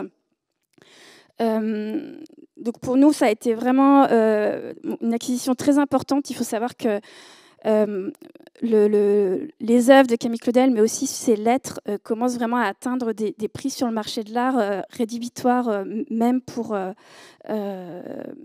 musée. Et donc là, on a eu cette opportunité en raison du geste financier qu'a bien voulu faire le propriétaire pour qu'on puisse les acheter. Et on a voulu marquer l'arrivée de ces lettres par une exposition. Pour moi, c'était aussi l'idée d'amener autre chose dans les salles Camille Claudel. Le parcours, à bien des égards, le parcours du musée, il s'est construit en réaction au mythe Camille Claudel. Partant du constat que Camille Claudel était surtout connue pour sa vie, véhiculée notamment par le film de Bruno Nuiten, également par le roman d'Anne Delbé, avec pas mal de contresens et d'idées qu'on a plaquées en fait sur la carrière de Camille Claudel, mais qui la dépassent totalement, notamment par exemple le combat féministe. Les personnes qui ont conçu le musée ont vraiment voulu, et je crois que c'était vraiment effectivement ce qu'il fallait faire, remettre les projecteurs sur les œuvres qui en plus sont la force du musée, ce très beau fond Camille Claudel, et puis c'est aussi le rôle du musée, c'est de montrer l'œuvre. La vie de Camille Claudel est présente quand même à travers un film qui retrace toute sa carrière et donc en lien forcément avec sa vie, mais c'est tout. Pour une partie du public, je pense qu'il y a une déception qu'on n'aborde pas davantage la femme ou en tout cas l'artiste en tant que créatrice, mais vraiment en tant que artiste. Et l'exposition autour de ces lettres, pour moi, c'était un moyen d'incarner la créatrice tout en restant très exigeant sur la rigueur scientifique et sur les informations qu'on apporte qui sont fondées sur l'analyse de la correspondance, mais qui permettent quand même aussi d'apporter une émotion avec ces lettres écrites par l'artiste, avec la manière dont elle s'exprime. Elle ne se livre pas beaucoup, mais on arrive quand même à lire des choses entre les lignes. Et puis après, on voit aussi l'arrivée de la maladie et de la paranoïa qui va complètement la faucher en pleine carrière et faire que son aspiration va se tarir. Donc on a pu ainsi, avec cette exposition, où on a exposé en fait donc ces lettres à Eugène Blot, mais aussi on a emprunté des lettres à d'autres correspondants, avec l'idée notamment d'insister sur le réseau de soutien qu'elle s'est constitué, en particulier quand elle quitte l'atelier d'Auguste Rodin. on sent que donc elle ne va plus profiter du réseau de mécènes, de critiques que lui mettait à disposition Auguste Rodin, et elle prend vraiment sa carrière en main pour solliciter ces mêmes personnes, en trouver d'autres également, et elle-même construire sa carrière. Et donc on a ici par exemple une salle dédiée aux mécènes de Camille Claudel, où il y avait des lettres à Maurice Fenaille, une lettre à Joanie Pétel, des lettres à Gustave Geffroy aussi, qui l'a vraiment beaucoup soutenu en tant que critique, en choisissant des lettres toujours en relation avec les œuvres du parcours permanent, et en montrant aussi ce que ces lettres nous apprennent sur les œuvres. Donc ce sont les cartels bleus en fait qu'on a rajoutés et qui expliquent les informations apportées par les lettres sur les œuvres. Et puis, à chaque fois, dans chaque vitrine aussi, vous devinez là le cartel sur Gustave Geffroy, une petite explication sur les liens entre le destinataire de la lettre et l'importance qu'il a eue pour la carrière de Camille Claudel. Voilà, j'ai répondu à vos questions. Merci beaucoup. Moi, j'ai vu cette exposition sur cette correspondance, et c'est vrai ce que vous dites sur l'incarnation, en fait, le papier, enfin l'importance de l'archive vraiment en lien, en cohérence totale avec les œuvres, et j'avais trouvé aussi que ça réchauffait beaucoup le regard. Je ne sais pas si on peut vraiment réchauffer un regard, mais en tout cas, ça a apporté une dimension supplémentaire, ne serait-ce que par le choix du papier aussi, les différentes textures du papier. Après ça, c'est oui, c'est assez étonnant. On a l'impression de voir l'artiste. Je crois qu'on n'en voit pas là, mais on voit qu'elle choisissait effectivement son papier, son encre. Il y a différentes encres aussi. Il y a même un papier avec des petits motifs, des petites lignes de fleurs là, extrêmement précieuses. On sent un peu l'œil de l'artiste qui s'exprime jusque dans la correspondance, effectivement. Ouais, je trouvais que ça donnait une dimension supplémentaire. Donc moi, je vais trouver ça super, mais après, je ne suis pas du tout objective sur ces sujets. Merci beaucoup, Cécile Bertrand. On va passer à Zoé. C'est Franny qui a des questions. Oui, on passe enfin à Zoé. Et comme on l'a dit en présentation, elle travaille au Musée d'art moderne et contemporain de Saint-Étienne, qui est actuellement fermé pour travaux. Et donc, on voulait t'interroger, Zoé, sur tes projets de recherche et de valorisation d'œuvres d'artistes femmes, notamment hors les murs.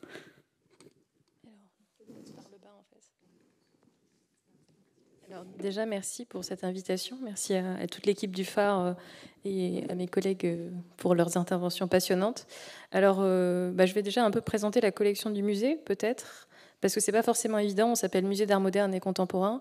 On a des collections en fait qui vont du XVe siècle à nos jours, avec évidemment un axe moderne et contemporain beaucoup plus fort. On n'a pas d'archéologie, donc c'est pour ça que je fais des chiffres, parce que c'est assez intéressant. On a peu d'anonymes au final, donc on peut s'amuser un petit peu à voir nos mauvais chiffres. Mais je pense que c'est important les chiffres, parce que ça permet de s'améliorer et de voir à partir de quoi on part et comment on peut changer les choses. Donc effectivement, on voit 12% d'artistes femmes, 4% d'œuvres réalisées. C'est aussi parce qu'on a des gros fonds. Par exemple, on a un fonds Victor Bronner qui explose un peu le plafond, donc qui crée aussi des diversités et qui fait cet écart de corpus. Le plus gros fonds de créatrices qu'on pourrait avoir, c'est Sonia Delaunay. C'est une 50aine d'estampes pour donner un peu un échange, et en gros Bronner c'est plutôt 3000 œuvres, donc on voit aussi que c'est pas du tout les mêmes chiffres. Comme pour beaucoup, il y a énormément de dons, mais il y a aussi beaucoup d'achats. C'est une collection qui se construit notamment pour les artistes femmes par le réseau. Je pense à la présence de la figure de Marcel Kahn, qui est très importante en lien avec Maurice Allemand. Elle va être son intermédiaire à Paris pour obtenir des dons d'artistes. Donc là, c'est vraiment les années 40-50, une collection qui se construit principalement par les libéralités et qui ensuite va développer un budget d'acquisition plutôt conséquent dans les années 70 avec l'arrivée de Bernard Cesson, qui est un directeur très longtemps. Mais c'est aussi un musée qui a une politique d'acquisition et d'exposition assez masculine pendant beaucoup d'années. Bon, il y a des contre-exemples que j'ai essayé de montrer, mais pour rester sur les chiffres, donc là on voit nos acquisitions 22-23 avec à la fois les dons, legs et achats en même temps. Donc on voit qu'on est à 30%, ça s'améliore un peu, mais c'est toujours pas ça. Par contre, là où on devient, et là je suis vraiment contente parce que c'est une belle année pour 2023, c'est que la répartition budgétaire des acquisitions à titre onéreuse est en faveur des artistes femmes. et largement. Et ça, c'est vraiment agréable de voir que ce qu'on fait, c'est-à-dire que la dépense réelle, l'argent dépensé, va vers les femmes artistes. Donc on a des acquisitions historiques, je pense à Sherry Deans avec Menomonee 4 de 1966, qui va se doubler de 2 œuvres données qui sont des frottages de pétroglyphes des années 50. Donc ça, c'était important aussi de pouvoir agir sur la collection, on va dire, historique en 20e, des acquisitions très contemporaines avec cette œuvre de Margot Pietri, et puis des acquisitions design, qui est aussi un fonds important du musée, le design qu'on développe, avec également des designeuses qu'on essaie de valoriser. Donc ça, c'est un peu pour contrer les mauvais chiffres que je vous ai montrés, mais pour moi, c'est important parce que ça permet de concrétiser aussi l'action, la politique d'acquisition qui s'est développée, et il faut le dire aussi, à partir de 2017 et à l'arrivée d'une directrice au musée qui est Aurélie Volz. Donc ça aussi, ça joue, évidemment. Même si on n'aurait pas envie que ça joue, mais en réalité, c'est vrai. Donc j'ai fait un peu comme Camille, je me suis amusée à chercher les expositions. Alors on voit qu'il y a des choses intéressantes, et puis voilà, Marcel Kahn en 72, c'est bien, mais ça reste quand même très ponctuel. Cindy Sherman en 82, enfin voilà, des belles expositions, mais j'ai un peu fouillé pour les trouver, à l'inverse de toi. Et par contre, quand on arrive dans les années 2017, à partir de 2017, ça change. Marcel Kahn, Firenze Lai, Léa Belousovic, Théa Georgiazé et The House of Dust, qui était un accrochage collection à partir de nos fonds contemporains, et également renforcé par un dépôt d'une trentaine d'œuvres du CNAP. Donc Shirley Goldfarb, par exemple, chez la X, qui sont venus renforcer la collection, et de manière aussi finalement rationnelle d'un point de vue financier, puisque c'est un beau dépôt du CNAP et qui vient faire écho à notre collection. Donc ça, c'était important, et voilà. Et puis, oui, voilà, je voulais évoquer un sujet de recherche en fait, qui est intéressant en termes de réseau, parce que je disais, il y a Marcel Kahn, évidemment, dans la politique d'acquisition, qui a joué un rôle important, mais il y a aussi une autre figure qui est peut-être un peu moins connue, qui s'appelle Vicky Rémy, qui était une collectionneuse qui habitait à Saint-Tropez, qui nous a fait le don de à peu près 700 œuvres en 1992. Donc c'est une donation importante qui est assez intéressante. Ça rassemble du Fluxus, Support Surface, l'école de Nice, donc des groupes d'artistes qui peuvent apparaître assez masculins, mais en réalité se cachent dans ce don beaucoup d'autres figures qui sont très intéressantes et qui n'ont pas été très exploitées par le musée jusqu'alors. On a des artistes qui ont été peu exposés, voire pas du tout, et qui se créent en fait en réseau autour de Vicky Rémy. C'est assez intéressant parce que c'est un fonds dont on a à la fois des œuvres, mais également les archives. Donc là, on la voit devant la boutique Chose, qui était une boutique à Saint-Tropez de vêtements qu'elle tenait avec son mari. Et elle a fondé son principe de collection d'abord à partir de l'échange avec des artistes qui viennent dans la boutique, qui font des échanges d'habits. Elle fait aussi des acquisitions onéreuses, mais il y a tout un réseau d'amitié qui se crée autour des figures qui l'intéressent. Il y a plusieurs personnes comme Armand ou Bernard Venet qui sont vraiment des intermédiaires qui lui permettent de s'intéresser à des figures. Et donc on a toute la correspondance de Vicky Rémy avec les artistes, toutes les photographies de tout ce qui pouvait se passer autour de la boutique Chose. Et ça donne un corpus intéressant. Donc là, en 771 œuvres, donc 174 artistes représentés. Et dans ce corpus, 61 œuvres réalisées par 23 créatrices. Donc je vous ai mis les noms. Donc on a Dorothy Yannon et Tania Moreau qui sont celles qui ont été le plus valorisées dans le fond, avec voilà, des présences dans les accrochages assez fréquentes. Et puis d'autres beaucoup moins, comme Elisabeth Mercier, Jeanne Gérardin, bon, Anna Eva Bergman bien sûr, elle a été exposée, Eleanor Antine très récemment dans The House of Dust, Irène Laxine, Gina Pan, enfin voilà, pas mal de noms, certains qu'on connaît, d'autres pas. Et c'est assez intéressant. On voit aussi que finalement, on parle de bases de données, mais beaucoup n'étaient pas illustrées. Donc c'est pas le cas du Yannon, qui évidemment était bien connu. Mais je pense à voilà, 2 œuvres. Jeanne Gérardin, c'est son ensemble de enroulements de tissus. C'est une artiste textile qui est décédée il y a une dizaine d'années. Et Elisabeth Mercier, qui est peintre, qui est une artiste vivante, dont on a plusieurs pièces. Que, voilà, donc vous avez des photos de réserve qui sont... On n'aime pas le mot redécouverte, mais c'est une manière aussi voilà, de se le réapproprier que d'avoir une image d'elle et de prendre des contacts. Par exemple, Jeanne Gérardin, j'ai contacté sa fille et hier, coup de téléphone, elle m'appelle pour me dire qu'il y a toute une exposition qui va avoir lieu à Montpellier autour d'elle pour lui rendre hommage. Donc ça, voilà, c'est intéressant. Elisabeth Mercier, elle ne savait pas qu'on avait des œuvres d'elle dans la collection. Parce que comme ça vient du fonds Vicky Rémy, elles ont perdu la trace en fait, de ces œuvres et elles ne savent pas qu'elles sont rentrées en musée. Donc il y a tout un travail aussi finalement de pédagogie auprès des artistes pour les informer de cette présence, qu'on a envie de les valoriser. Enfin, c'est c'est assez déroutant et passionnant et en même temps désespérant d'une certaine manière. Mais comme quoi, on sait bien, les musées, c'est inaliénable et imprescriptible, donc on les retrouve et on finit par faire ce travail. Mais c'est bien quand c'est pas trop tard, quoi. Et là, c'est intéressant aussi de pouvoir découvrir ces fonds, parce que finalement, Jeanne Girardin, on a presque envie de la faire dialoguer avec Sheila Hicks, et ça fait d'autres noms, d'autres corpus, qui sont en fait un peu dans l'iceberg, quoi. Mais c'est assez passionnant, et tout ça fait écho aux archives. Donc là, on voit une lettre de Dorothy Yannon qui écrit à Vicky Rémy, et une carte postale rédigée par Elisabeth Mercier sur une carte postale de Dorothy Yannon. Donc, même si elles ne se connaissent pas forcément, il y a création d'un réseau, il y a une identité qui est intéressante et tout un corpus à rechercher. Donc pour l'instant, qui est assez que j'explore à peine, mais qui est plutôt passionnant. On voit là qu'elle évoque probablement l'exposition Femmes Art à Saint-Maximin, Elisabeth Mercier. Enfin, c'est plein de choses comme ça qui apparaissent et qui sont en fait qu'il faut qu'on mette en œuvre aussi pour rendre visibles aux chercheuses et aux chercheurs, pour qu'ils puissent se les approprier. Mais voilà, donc ça c'est vraiment Vicky Rémy, c'est un sujet qui rend compte de la présence du réseau au sein de la collection, d'un réseau à faire, à réinventer autour de sa figure.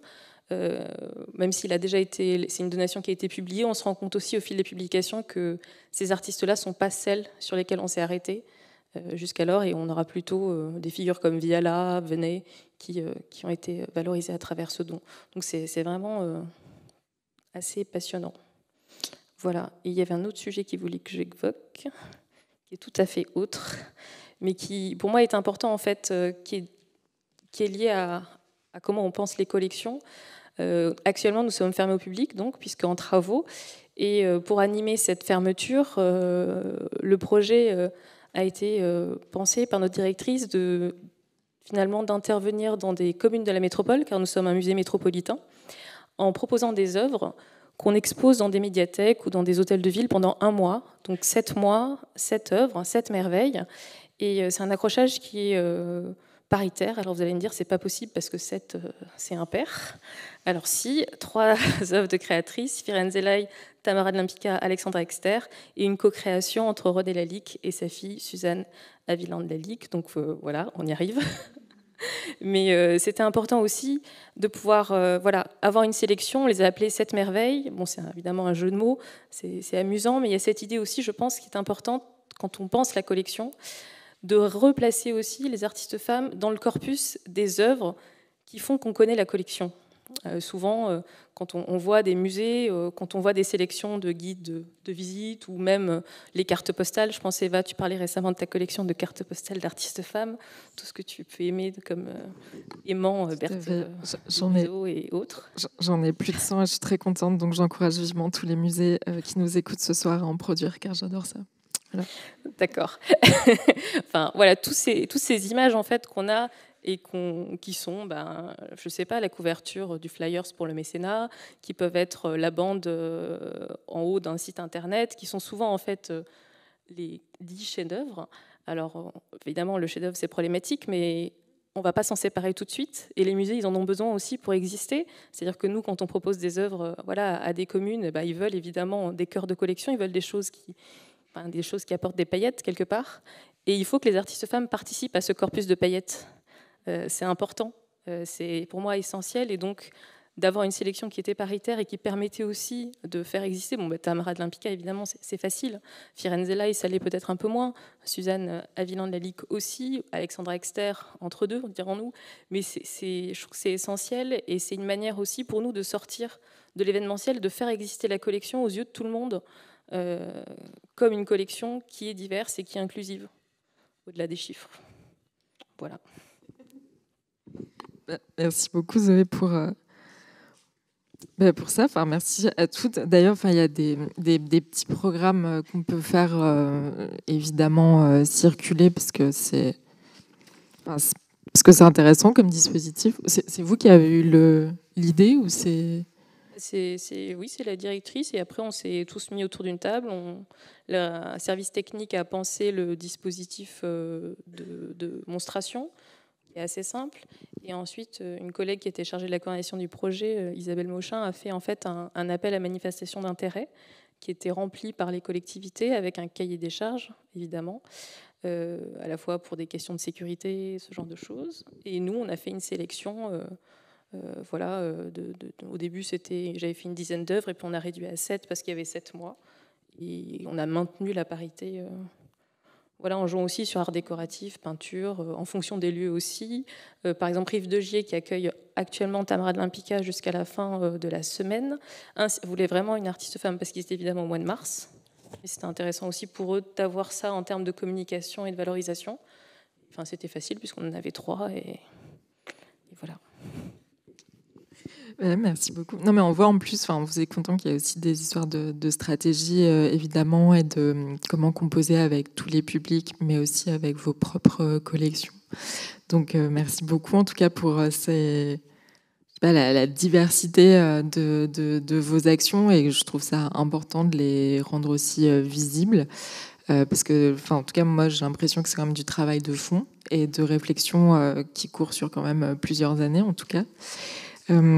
Est-ce qu'on a des conclusions, des choses comme ça? On ouvre des pistes, nous. Oui, nous, on a dit qu'on ouvrait des pistes. Donc, c'est pas des conclusions. Moi, je suis censée faire, comme dame, je suis censée faire une sorte de synthèse et de ramasser les trucs, alors que tout a déjà été superbement bien dit, et vraiment, j'ai aucune utilité là-dedans, mais on se plie quand même Est-ce que je peux juste rebondir l'exercice. Rebondis, vas-y. Je voulais rebondir sur quelque chose que tu as dit, Zoé, sur la notion de chef-d'œuvre.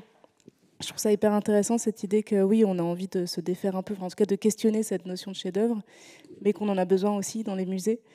Et des fois, c'est des mécanismes même qui nous dépassent un peu. Quand on pense à l'œuvre de Jacqueline Comer-Paton qu'on a choisie pour le visuel de l'exposition, qui était une des œuvres qui n'était jamais sortie de réserve, qui était en très mauvais état. Elle était lacérée, c'est la plus grosse restauration qu'on a faite, et qui est devenue, sans qu'on le cherche forcément, mais qui est devenue un petit peu une icône et qui a gagné le surnom de la Joconde de Lille. Donc voilà, c'est touchant aussi de voir comment les publics s'approprient aussi ces nouvelles icônes, entre guillemets.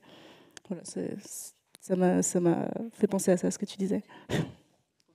Ouais, c'était un super rebond, parce que c'est vrai que effectivement, on peut refuser cette histoire de chef-d'œuvre, de génie. Je pense aussi à Camille Claudel, dans le fait que le grand public pense qu'il y a qu'elle et qu'il faut changer ses narrations. Mais on peut aussi s'en servir, et c'est ce que je trouve intéressant, en tout cas à travers vos 4 cas particuliers. On identifie les nœuds et en même temps on essaye de composer avec, et je trouve ça plutôt stimulant, en tout cas, et donc pour faire cette petite synthèse, alors donc on l'a vu, nous en tout cas au phare, ce qui nous intéresse aussi beaucoup, c'est de décentrer de Paris. Je le dis très, très sincèrement. Moi, à chaque fois, je parle de cette exposition que j'ai trouvée géniale en co-commissariat avec le musée de Limoges, qui était donc à Brou, Suzanne Valadon et ses contemporaines, qui là aussi avait trouvé des stratégies finalement de contournement et de comment se servir de Suzanne Valadon pour être une sorte de porte d'entrée et finalement montrer tout ce qu'il y avait en fait à son époque. Donc cette idée de un grand nom et ses contemporaines, je vois aussi très bien l'intérêt, en tout cas, de ce genre de processus. Ce qui nous intéresse aussi au phare, là je parle au nom de nous six, c'est comment est-ce qu'on dépasse le caractère événementiel, et je trouve que vous l'avez parfaitement démontré avec la réflexion autour du parcours permanent que j'ai trouvé très présente, en tout cas très marquée dans vos interventions, que ce soit même pour Zoé hors les murs, à savoir faire vivre la collection, mais tout en restant dans une forme de parité. Donc ne pas transiger, ce que je trouve très bien, et ce que j'imagine ne doit pas forcément être facile de faire passer partout. Et puis aussi votre attention à ne pas tomber dans des expositions essentialistes ou ce genre de choses, c'est-à-dire que la réflexion autour de comment s'est constituée la collection, vraiment j'ai l'impression que c'est quand même beaucoup ce qui est revenu aussi ce soir, c'est le mot collection moins que exposition, et ça je pense que c'est quelque chose, j'ai l'impression de donner mon avis, mais j'espère qu'on est tous d'accord, je ne sais pas, on le verra avec les questions du public, mais ça me semble être quand même une piste assez intéressante à à investir pour dépasser le côté événementiel et un peu paillettes. Zoé, tu parlais d'intégrer des femmes au corpus de paillettes, et je pense que c'est vrai. Moi, j'aime beaucoup cette image.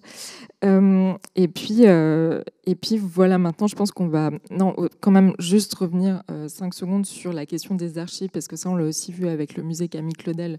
Les lettres d'Eugène Blot, leur présence dans les salles, moi, je l'ai vu, et ça m'a...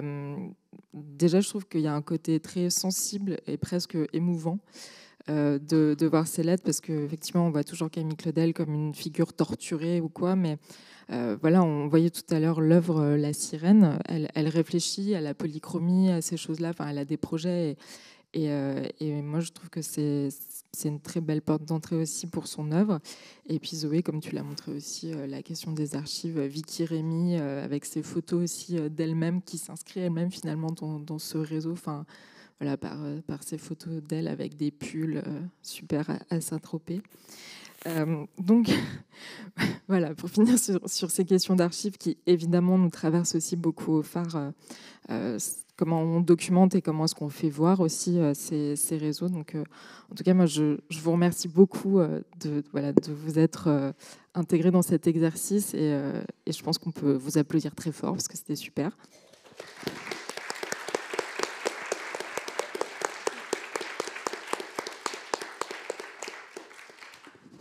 Et on va ouvrir les questions, quoi. On va ouvrir la discussion à la salle. Donc voilà, on va faire circuler un micro. N'hésitez pas. Je ne sais pas si en ligne il y a aussi des questions. Effectivement, ok. Je me lance. Merci pour vos interventions. Hyper intéressante. J'ai 3 petites remarques. La première, c'est quand j'avais travaillé sur la revue Culture et Musée, Eva, que tu avais citée, il y avait cette question aussi des bases de données numériques qui revenaient souvent. Et je me demandais si justement vous aviez aussi fait un travail sur ces bases de données pour qu'elles soient plus inclusives. La deuxième chose, c'était aussi, on sait que les musées en région sont beaucoup aussi reliés aux collectivités locales, aux municipalités, et le poids politique aussi dans ces histoires-là. Est-ce que ça joue beaucoup, j'imagine, et je voulais avoir vos retours. Et puis la dernière remarque, c'est je pense que alors moi, je suis au CNRS, mais j'ai beaucoup de masterants et de doctorants et qui sont souvent justement en peine de trouver des sujets. Et je pense que vous en avez plein. Et ça serait bien justement de faire des relais avec les universités à Lille ou à Saint-Étienne ou même à Paris, de faire une sorte de bourse au sujet qui permet aussi de créer des vrais ponts aussi pour faire avancer ensemble cette recherche. Voilà. Avant de faire sans doute un sujet plus tard sur le fond de carte postale d'Eva. Voilà. C'est un vrai sujet, faut pas se moquer. Mais Charlotte, d'ailleurs, Charlotte Fouché-Zermagnan, qui va être co-commissaire de l'exposition. J'en profite parce que moi, j'ai vraiment envie de la voir, cette exposition. Les femmes chez les Nabis, de fil en aiguille, au musée de Pont-Aven avec Sophie Kervran. Donc, ça va être super. Hein, ça commence au mois de juin, c'est ça, voilà. Et oui, cette histoire juste de bourse au sujet ou de choses comme ça, nous aussi, on phare, ce qu'on essaye de faire, c'est de faire ce répertoire du phare avec tous les sujets en fait sur des femmes artistes ou des groupes d'artistes femmes qui ont été soutenus, qui ont été menés.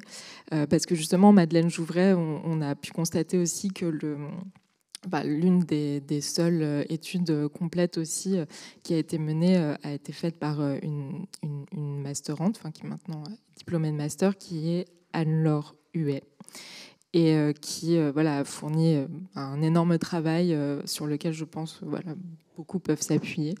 Donc oui, c'est juste une parenthèse, et je vous laisse répondre du coup à ces questions sur le politique, les bases de données, ces choses-là.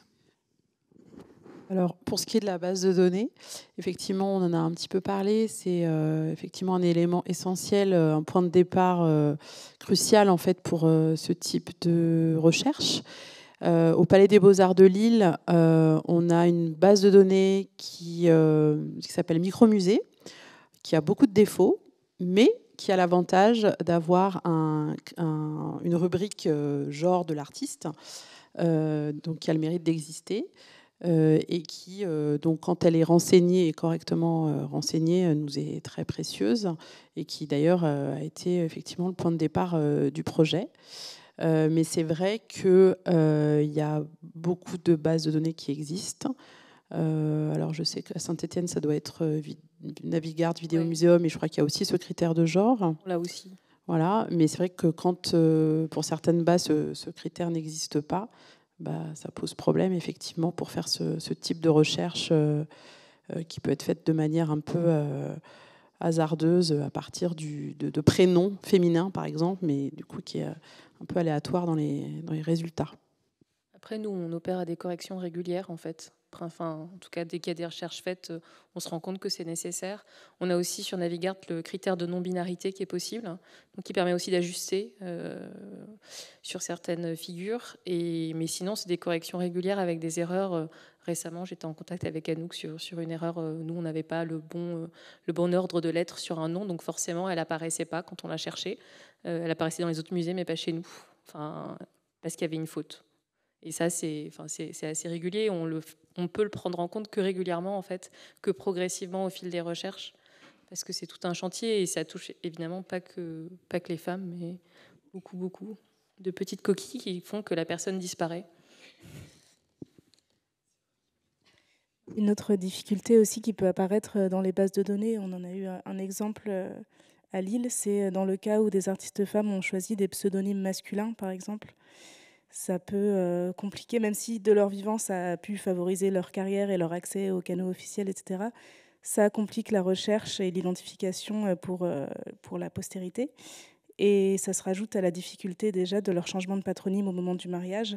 Donc il y a vraiment cette double difficulté qui peut exister. Et nous, on a eu l'exemple au Palais des Beaux-Arts de Lille d'une artiste qui s'appelle Marie-Jacques et qui inversait en fait son prénom et son nom et qui s'appelait Jacques-Marie, enfin qui signait Jacques-Marie, pardon.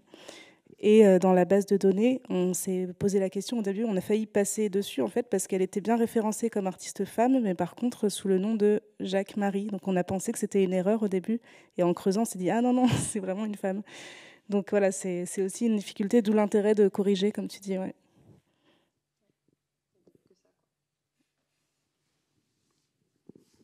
Oui, sur les politiques, je ne sais pas si il y a du... Je dirais que ce projet s'inscrit de manière plus globale dans une politique culturelle portée par la ville, on va dire une politique culturelle inclusive. Donc, pour ce qui nous concerne, il n'y a pas eu tellement de débats en fait autour de ce projet d'exposition. En fait, le directeur, je dirais, nous a fait confiance. Et puis après, c'est un projet qui a été aussi porté par les élus, et je pense en particulier par l'élu à la culture. Et puis c'est vrai que face au succès de l'exposition, il n'y a pas... Donc, il n'y a pas vraiment eu de sujet de ce point de vue-là.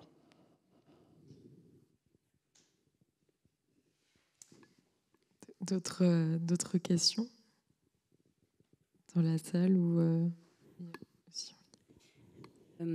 Pour revenir à cette question des politiques, je me demandais si, au Palais des Beaux-Arts de Lille, votre volonté de ne pas avoir de critères esthétiques, ça n'avait pas suscité certaines réticences, parce qu'on a quand même cette idée qu'une expo, un musée des Beaux-Arts, c'est fait pour montrer la beauté et le bon goût. Si, c'était intéressant de voir d'ailleurs les réactions au sein de l'équipe aussi, d'ailleurs, d'interrogations parfois. Même entre nous deux. Même entre nous deux, ouais. Les chatons, Alice, elle ne voulait pas qu'on les montre au début. J'avoue. Je capte. Ils sont en carte postale. Hein. Je sais parce que j'en ai acheté. Donc... C'est justement là qu'on se rend compte de l'importance aussi de changer un peu notre regard, parce que c'est des habitudes qui sont tellement ancrées chez les professionnels, chez le public, et ça a été vraiment un exercice de changer un petit peu notre regard comme ça. Ouais. Mais oui, ça a déclenché pas mal de réactions. Comme le fait aussi qu'on a intégré dans l'accrochage Où sont les femmes quelques artistes hommes il y en a 5, je crois, 4. Uniquement quand ça nous semblait intéressant, quand il y avait un lien vraiment direct entre une œuvre d'une artiste femme et celle d'un artiste homme. Par exemple, il y avait une gravure de Rose Méro qui était une interprétation d'un tableau de Corot qui était aussi dans les collections. Donc là, on a mis les deux œuvres en regard. Par contre, on n'a pas mis d'œuvres de Rodin à côté des œuvres de Camille Claudel parce que bon, il l'a déjà assez éclipsé, je pense. Et puis en plus, il n'y avait pas de lien direct entre ces deux œuvres. Enfin voilà, on l'a fait quand ça nous semblait vraiment pertinent. Et encore une fois, pour ne pas donner l'impression que ces artistes femmes, elles travaillaient en vase clos. Elles existaient dans un monde qui était quand même souvent un monde d'hommes. Et c'est ces réseaux-là qui leur ont permis d'exister aussi. Et juste pour rebondir sur la question des masterants et des doctorants, c'est vrai qu'on s'est vraiment rendu compte quand on a travaillé sur ce projet à quel point les travaux, surtout de master non publiés, étaient vraiment une manne hyper importante. Et c'est pour ça que ça nous semblait très important. Je ne pense pas qu'on les a tous trouvés, parce que je suis sûre qu'il y en existe plein qu'on n'a pas identifiés, mais c'est pour ça que ça nous semble important de faire cette bibliographie à la fin pour valoriser aussi ce travail-là, qui montre qu'en fait, on ne redécouvre pas toujours les choses. Enfin, il y a souvent des choses qui ont déjà été faites sur ces artistes-là, c'est juste qu'elles ne sont pas forcément visibles. Sur les chefs-d'œuvre. Pour le sujet des mémoires, j'aurais aussi, j'y pense, et en rebondissant à quelque chose que tu as dit aussi sur la question des écoles des beaux-arts qui avaient 10 ans d'avance aux Beaux-Arts de Lille. Quand j'ai travaillé sur les collections à Rennes, c'était pareil pour l'école des Beaux-Arts de Rennes, mais ça a un lien avec ce que je vais dire, on ne dirait pas comme ça. C'est que je pense qu'il y aurait peut-être une nécessité d'avoir une base transversale, parce que moi je vais avoir plein d'artistes que je vais avoir de manière très isolée, mais qui vont peut-être être à Lille aussi, ou qui vont être ailleurs. Je pense par exemple à des figures au XIXe siècle. J'ai une œuvre d'Élise Moisson des Roches, on en a deux. On a deux Louise Desnos. On a des choses qui n'ont pas forcément d'ancrage au sein de notre collection, qui sont arrivées parce qu'il y a eu une acquisition, parce qu'elles sont passées dans un salon local à Lyon ou à Saint-Étienne, et qui, par contre, greffées à d'autres œuvres, dans d'autres fonds, trouveraient un intérêt vraiment, à mon avis, fort. Et on a la base, effectivement, Joconde, mais qui n'est pas liée à la base Navigart. Et de fait, pour créer le corpus, plus tous les musées qui n'ont pas forcément de collection en ligne, c'est vrai qu'une base transversale, c'est un peu essentialisant, mais en même temps, ça permettrait de rassembler les corpus et de voir aussi ce qu'il est possible de faire, que ce soit en termes de mémoire ou en termes d'expo, avec des fonds qu'on a déjà. On voit que ça se fait en réseau. Marcel Kahn, par exemple, nous, c'était avec Strasbourg et Rennes, mais ça peut le faire avec plein d'autres choses. Je pense à Laure Garcin, qui est dans plein de collections. Il y a plein de figures comme ça qui sont finalement très présentes dans plein de musées, mais pas beaucoup quand on est tout seul. Et qui, si on avait meilleure connaissance des fonds des uns des autres, on arriverait à construire un corpus. C'est un peu difficile aujourd'hui. Oui, d'ailleurs, Laure Garcin, t'as encadré un mémoire, co-encadré. Mémoire rédigé par Valentine Brégéon, brillant sur Laure Garcin, à l'école du Louvre. Et moi, je voulais poser une question à propos justement des dépôts, puisque toutes les deux, vous aviez évoqué la question des dépôts. Est-ce que, par exemple, là, je ne sais pas, au musée Camille Claudel, il serait possible d'avoir des dépôts de sculptrices, voilà, des collections nationales Oui, bah effectivement, c'est une piste sur laquelle on travaille. Hein. J'évoquais la volonté d'intégrer des œuvres de sculptrices dans le parcours. Donc là, on a commencé à discuter avec le CNAP pour identifier les œuvres dans leur fond qui pourraient être pertinentes dans notre parcours, sachant que on a une difficulté, c'est à la fois un atout et une difficulté. On a un parcours qui est vraiment très cohérent, très pensé de manière très pédagogique. Donc, c'est pas facile de remplacer ou d'intégrer des œuvres parce qu'il faut vraiment que ça fasse sens d'un point de vue thématique, stylistique. Donc, il faut trouver les bonnes œuvres. Moi, j'ai aussi ce souci, notamment si on doit faire des acquisitions, enfin, on aimerait faire des acquisitions, mais de trouver les bonnes œuvres à acquérir et notamment de ne pas acheter des œuvres secondaires juste parce que c'est l'œuvre de l'artiste qu'on voulait intégrer et qu'on ne trouve pas d'autres œuvres. Enfin, je pense qu'il faut vraiment faire rentrer des œuvres significatives et qui sont à la hauteur de la carrière de ces artistes pour qu'elles soient vraiment représentées à la hauteur de leur importance, dans l'importance qu'on veut leur redonner dans l'histoire de l'art. Donc ça peut être aussi, dans un premier temps, peut-être plus facile de travailler sur des dépôts que sur des acquisitions et qui vont se faire plus sur le moyen terme. Tout Tout à fait. Zoé, toi, tu montrais aussi à quel point... Pour House of Dust, par exemple, les dépôts faisaient aussi écho avec les collections, et voilà, qu'il y avait quelque chose d'assez cohérent. Oui, je pense que l'opportunité des dépôts, c'est aussi de compléter avec parfois des acquisitions qu'on ne peut plus faire aujourd'hui, mais qui ont été faites par le CNAP notamment, ou le Centre Pompidou, et qui aujourd'hui seraient inaccessibles d'un point de vue financier, tout simplement. Même si on voudrait, elles peuvent probablement arriver un jour par don, mais dans quelques années, mais peut-être pas par acquisition. Donc ça, c'est important. C'est aussi un mode d'existence. En tout cas, à Saint-Étienne, le dépôt a été important dès le départ. Maurice Allemand, dans les années 40, il sollicitait directement le MNAM en disant je sais qu'il y a un coupe cap qui est arrivé, je le veux. Enfin voilà, c'était je sais qu'il y a ça qui est arrivé, est-ce que je peux en avoir un? Et donc il était vraiment, on voit ses lettres, il veut des choses et il les obtient. Donc c'est aussi, nous on a des dépôts qu'on considère comme des dépôts historiques, et si on se les voyait retirer, je ne sais pas si le Centre Pompidou m'entend, mais ce serait assez tragique. C'est déjà arrivé et ça a été vécu comme des pertes. Vraiment comme si une œuvre de la collection avait disparu. Je pense dans les équipes, ils en parlent encore. Donc c'est important et ça constitue nos fonds. Et oui, et c'est vrai qu'on a aussi, on sent, je sais qu'il y a des politiques de retrait des dépôts actuellement de certains musées nationaux, justement sur les critères du genre. C'est pas notre cas. Mais oui, ça raconte aussi quelque chose. Ouais, moi, j'en profite pour rebondir, parce que c'est vrai qu'en préparant cette séance, on se posait la question aussi des dépôts, qui semblent importantes, en tout cas dans la vie du musée. Et moi, j'étais retombée sur cette pétition émise par des amis du musée. Alors, je ne sais plus si c'était Arras, oui, je crois que c'était Arras, parce qu'ils avaient une peinture de Marie Bracmont qui était déposée depuis 1919, quelque chose comme ça. Et en fait, le musée d'Orsay a récupéré son dépôt en 2019. L'œuvre n'est pas accrochée dans les salles. Et il y a une pétition vraiment sur change.org où vraiment des gens se sont mobilisés pour que l'œuvre ne parte pas du musée. Et j'avais trouvé ça hyper, je sais pas, touchant et en même temps horrible. Et voilà, bref. Donc oui, j'entends l'attachement à certains dépôts historiques. Voilà, c'était juste une petite parenthèse. Trop de choses qui est un peu plus... je pense que les dépôts entre musées, au-delà des musées nationaux, sont aussi hyper importants. Nous, par exemple, on exploite pas peu nos fonds 19e, même si on est appelé, on va être amené à plus les exploiter dans les expositions transversales des collections. Mais de fait, on a des corpus d'artistes femmes qu'on exploite peu. Et moi, je suis assez ouverte à des politiques de dépôt qui ne soient pas simplement de l'État vers les collectivités, mais entre collectivités aussi. Parce que parfois, on se complète et on peut s'éviter des acquisitions, tout simplement. Et ça peut être important d'échanger comme ça, de manière aussi simple, parce qu'il y a des trésors partout.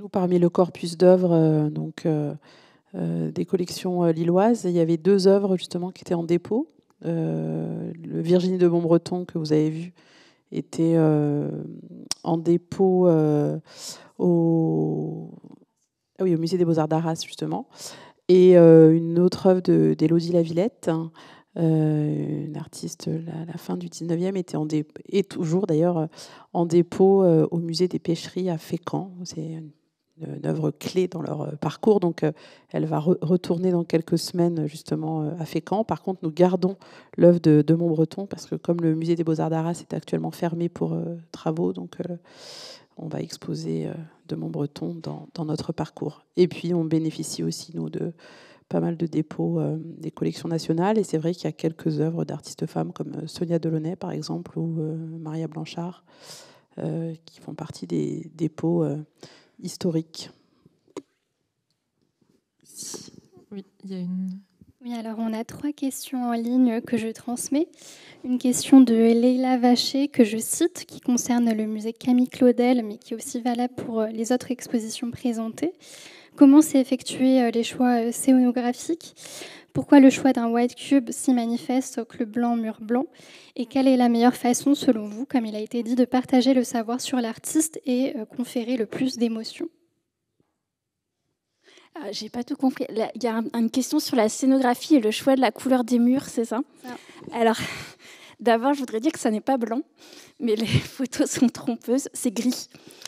Alors, le choix, je pense, c'est fait parce que le parti de l'architecte a été d'évoquer l'atmosphère des ateliers d'artistes, partant du constat que comme on est un musée créé par des sculpteurs, on a énormément de plâtre donnés par ces sculpteurs dans les collections. Et donc, la collection elle-même a un peu cette tonalité des ateliers de sculpteurs qui, justement, gardaient dans leur atelier ces plâtres. Et donc, on n'a pas du tout, on singe pas un atelier, mais l'idée était de retrouver cette atmosphère assez sobre, avec effectivement des murs gris, des socles très très sobres. Et puis, par exemple, vous voyez là en haut à gauche, dans la grande salle qui a la mezzanine, c'est la salle dont les dispositions évoquent le plus l'atelier d'artiste, avec justement la mezzanine, et puis l'éclairage zénital qu'on voit pas là, mais qui existe, et qui donc évoquait ces verrières qu'on trouvait dans les ateliers. Donc sur la couleur des murs, c'est principalement ça. C'est sûr que c'est une muséographie très sobre, revendiquée aussi par l'architecte. C'est l'architecte qui a fait le bâtiment, Adelphos Caranello, qui a aussi fait la muséographie. Et lui revendique aussi ce parti pris pour mettre en valeur les œuvres et que l'attention se concentre vraiment sur les œuvres. Et donc les avis sur cette muséographie sont vraiment très tranchés. C'est-à-dire qu'il y a le camp des gens qui vraiment trouvent ça formidable et ceux qui n'aiment pas du tout parce qu'ils voudraient avoir de la couleur. Donc voilà. C'est le parti du gris. Et donc, dans nos expositions temporaires, on essaye de mettre beaucoup de couleurs pour prendre un peu le contre-pied, et y compris, vous avez vu, pour l'exposition qui avait lieu dans les salles d'exposition permanentes, où là, on avait ce bleu assez soutenu pour justement identifier les ajouts qu'on avait faits pour cette exposition dans les salles permanentes. Et après, la deuxième question, c'était le meilleur moyen de partager le savoir sur l'artiste et conférer le plus d'émotions. Vaste débat. J'ai essayé de montrer que c'est un peu l'idée de cette exposition sur la correspondance, justement, où on a à la fois ce côté sensible de l'écriture de l'artiste, de la matérialité des lettres, et par le choix des lettres qu'on avait fait, l'idée d'apporter aussi des connaissances sur l'œuvre, sur la manière dont elles étaient élaborées, sur les stratégies aussi de commande et de diffusion de l'artiste, sur la manière dont elle se positionnait pour obtenir des commandes, pour diffuser ses œuvres.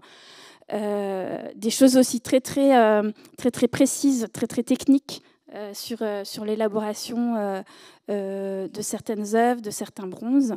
Donc voilà, là c'est une manière, je trouve, sur la correspondance, on ne peut pas après faire ça à chaque fois, mais où justement, pour moi, ça permet d'allier les deux.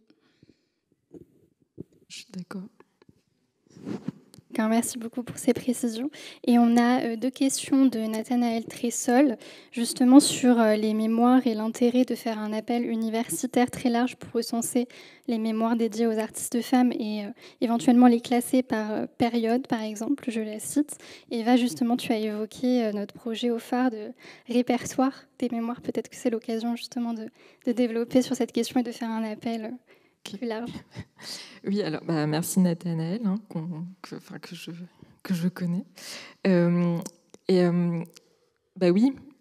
effectivement, en fait, non, mais cette idée, elle a été présente dès le début, finalement, de la fondation de l'association, parce que déjà, tout simplement, nous, on est tout en doctorat, sauf Franny qui travaille à la Biennale et puis Catherine, mais Catherine, voilà, c'est un peu hors concours, et donc en tout cas on est toutes chercheuses et on s'est bien rendu compte que quand on écrit des mémoires, des fois juste ça reste dans nos universités et voilà le besoin quand même de diffuser les connaissances, mais tout en gardant, et ça j'insiste un peu là-dessus, la main sur ces mémoires pour pas non plus se faire piller. Je pense que c'est d'où l'intérêt d'un répertoire, c'est-à-dire les noms des personnes qui cherchent, qui produisent, et puis pourquoi pas après effectivement mettre en lien avec des musées et voilà, c'est aussi ne serait-ce que rendre visible en fait ces travaux, ce qui est une une manière de faire assez basique, hein, c'est-à-dire publier, je sais pas, un tableau Excel, quoi. Et, mais il se trouve que ça n'existe pas encore. Enfin, donc voilà, peut-être centraliser tout ça et après, pourquoi pas tisser des liens avec les musées parce que c'est super et je pense qu'on est aussi en demande de ça en tant que chercheuse. Voilà, merci. Et une dernière question de Nathalie Tressol, toujours. Y a-t-il beaucoup d'œuvres féminines dans les réserves de musées restées presque anonymes ou non identifiées, mis à part leur signature ? Alors nous, à Lille, on a montré des œuvres dans l'accrochage Où sont les femmes, dont on ne connaissait quasiment rien, sauf le nom, grâce à la signature. En étant assez transparente, encore une fois, sur le fait qu'on n'avait rien, mais du coup, ça rendait l'acte de la signature assez touchant, en fait. Et on a eu des retours de certaines personnes dans le public qui étaient très touchées par cette idée de survivance à travers l'acte de signer. Mais ce sont des œuvres, d'ailleurs, celles-ci vont devoir retourner en réserve, n'ont pas pu être ajoutées au parcours permanent parce que c'était des œuvres textiles. Mais oui, ça existe encore, oui.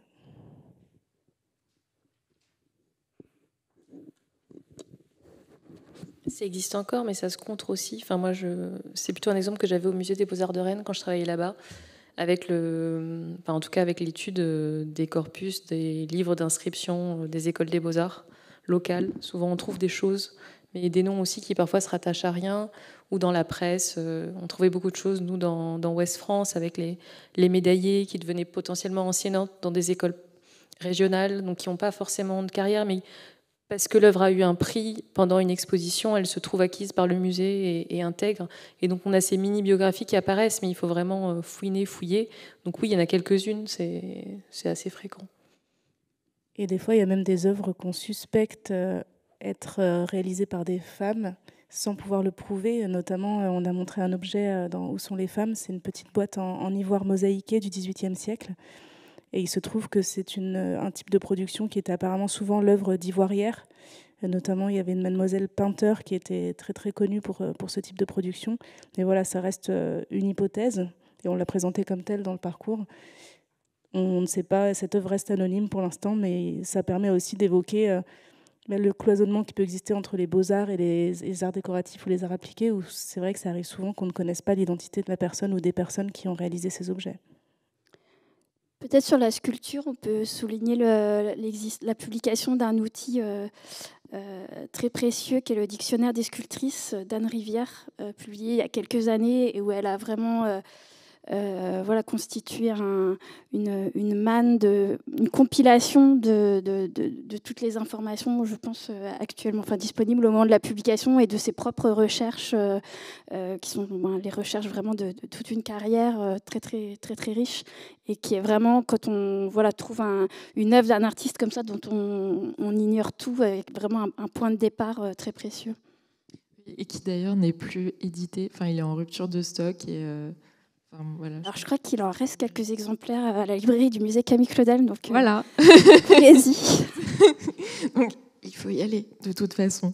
Merci beaucoup. Et en termes d'outils, il y a la base salon aussi, que sans doute beaucoup de personnes connaissent ici, mais qui est très utile pour retrouver les noms de ces artistes dans les livrets de salon. Et c'est comme ça qu'on s'est rendu compte notamment que beaucoup de noms qui nous semblent complètement inconnus aujourd'hui ont exposé parfois très, très fréquemment au salon. Oui, puis le dictionnaire de l'Union des femmes peintres et sculpteurs qui est disponible à la bibliothèque de l'INHA et qui permet aussi de se rendre compte qu'elles ont fait partie, enfin qu'elles ont exposé en tout cas avec l'Union, et ça permet souvent aussi de retracer plein d'outils qu'on a d'ailleurs un peu listés sur notre carnet de recherche, donc n'hésitez pas à y jeter un œil. Merci. Est-ce qu'il y a d'autres questions? Oui. Merci d'abord pour vos interventions. Moi, j'avais juste une petite question sur l'enseignement. Vous avez toutes mis à jour l'importance de la parentèle, des réseaux, des artistes hommes aussi qui enseignent dans des lieux spécifiquement parfois dédiés à l'enseignement aux femmes. Est-ce que vous avez vu émerger des grandes figures d'enseignement féminines et des femmes qui après auraient accordé beaucoup d'importance à enseigner aussi voilà. Oui, dans l'exposition où sont les femmes, on en avait plusieurs. Alors, soit j'ai mentionné l'exemple de Marie-Amélie Cognier, des femmes qui ont travaillé en binôme en quelque sorte avec un artiste homme, mais dans le cas de Marie-Amélie Cognier, c'était vraiment dans 2 ateliers distincts, qui étaient à 2 rues l'un de l'autre, je pense. Mais entre 1840 et 1860, elle a formé énormément d'artistes femmes. Des artistes dont aujourd'hui, quand on retrouve leurs traces, on voit qu'elles ont été formées dans l'atelier de Léon Cogniet, mais en fait non, de fait elles étaient formées par Marie-Émilie Cogniet, et c'est une répartition des tâches qui a souvent été assez invisibilisée finalement. Il y avait aussi le cas on a une œuvre d'Adèle Romani qui s'est formée dans la section féminine de l'atelier de Jean-Baptiste Regnault, qui était dirigé par son épouse Sophie Regnault. Donc on a ce type de cas. On a aussi des artistes qui ont été enseignantes et qui ont vraiment accordé beaucoup d'importance à l'enseignement, notamment des figures locales, comme on a une œuvre de Germaine Lantoine Neveu, qui a ouvert un atelier à Roubaix, où elle a enseigné pendant 50 ans. Elle a formé des générations d'artistes, hommes et femmes d'ailleurs. Et voilà, elle a surtout été retenue dans la postérité pour son rôle d'enseignante, justement. Oui, à Rennes, on peut penser à Jeanne Malivelle, qui a enseigné longtemps à l'École des Beaux-Arts, qui a une carrière courte parce qu'elle est morte jeune. Mais en fait, on se rend compte que toutes les artistes, en tout cas pour la gravure sur bois, illustration, sont passées par son atelier. Donc elle fait vraiment aussi pôle d'attraction. Ah oui, on avait le cas aussi d'Elisabetta Sirani, qui a ouvert quand même dès les années 1660 une école d'art pour femmes, donc un exemple très très précoce, même si ça n'a pas duré très longtemps parce qu'elle est morte très jeune, mais voilà, il y a quelques figures quand même qui se détachent de ce point de vue-là. Quoi ? Pardon, Zoé me parlait. Tu disais quelque chose ? Non ? J'ai fini, mais tu veux que je le redise ? Pardon, désolée, j'étais dissipée. Je parlais d'Elisabetta Sirani. Mais... Ok, oui. Moi, à titre personnel, j'ai écrit ma thèse sur l'enseignement de la sculpture aux femmes, et je peux affirmer qu'effectivement, il y a des sculptrices qui enseignaient, voilà, pour qui c'était important aussi. Et est-ce qu'on a d'autres questions ? Oui, Sophie Dérault. Merci pour tout ça, c'est très enthousiasmant. Alors nous, aujourd'hui, on a eu la rencontre des bibliothèques d'art et d'histoire de l'art. Je ne dis pas ça pour raconter ma vie, mais elle était sur les collections iconographiques. Et on a eu quelques interventions sur la valorisation des collections et le principe de comment est-ce qu'on fait connaître des collections qui, en l'occurrence, sont très massives, mais ça n'a rien à voir avec ce qui nous occupe aujourd'hui. Et en fait, la question que je me pose, c'est toutes ces... notamment pour l'exposition de Lille, ou même les choses à Poitiers, et encore plus les choses que tu fais, Zoé, sur la collection à Saint-Étienne. Est-ce que vous faites des campagnes photos ? Est-ce que vous mettez des choses en ligne pour faire connaître justement ces œuvres, même si parfois elles sont peu documentées ou pas forcément liées, je ne sais pas, à des thésauristes professionnels pour faire de l'indexation, mais est-ce que il me semble que l'exposition de ces œuvres en ligne avec des photos de façon... Enfin, on a vu l'exemple avec, ma phrase n'a pas de fin, avec Laure Garcin, où clairement le fait d'avoir des photos en ligne simplifie éminemment la recherche et le repérage d'un certain nombre des corpus dont on parlait tout à l'heure. Est-ce que du coup, ces recherches, ces fenêtres que vous avez ouvertes dans vos collections, vous en avez profité pour pousser jusque-là ? Est-ce que vous en avez eu la possibilité aussi ? Parce que je sais que ce n'est pas toujours évident. Merci. Alors à Lille, justement, on a fait une campagne de photos systématique sur toutes les œuvres du corpus et notamment à destination du catalogue.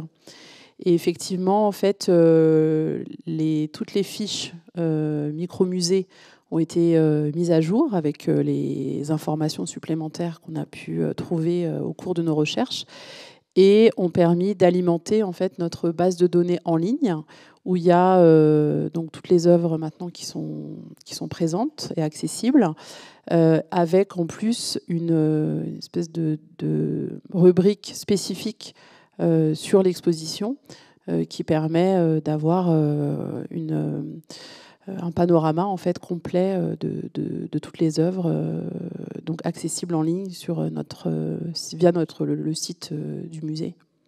Voilà, donc il y a quand même un travail important qui a été fait de ce point de vue et qui permet une meilleure visibilité justement pour ces artistes et pour ces œuvres.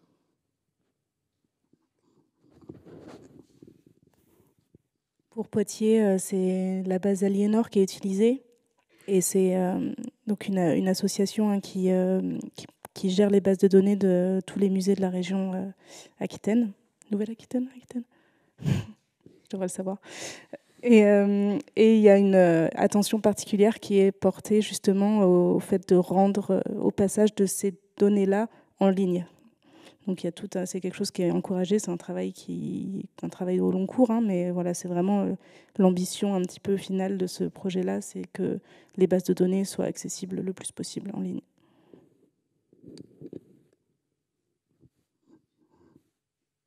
Nous, on est loin de l'exhaustivité parce que en visiteur extérieur, si vous vous connectez à Navigart, vous aurez 15 000 œuvres.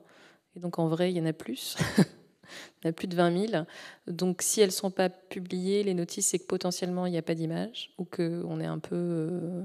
ça peut être des questions de gestion de droit aussi. Mais dans l'idée, oui, on aimerait bien que ces projets de recherche se doublent de chantiers de photos. Et là, comme on est en déménagement de réserve, ce n'est pas exactement la priorité. On fait plutôt des photos constats et pas des photos publiables. Mais oui, ça serait idéal.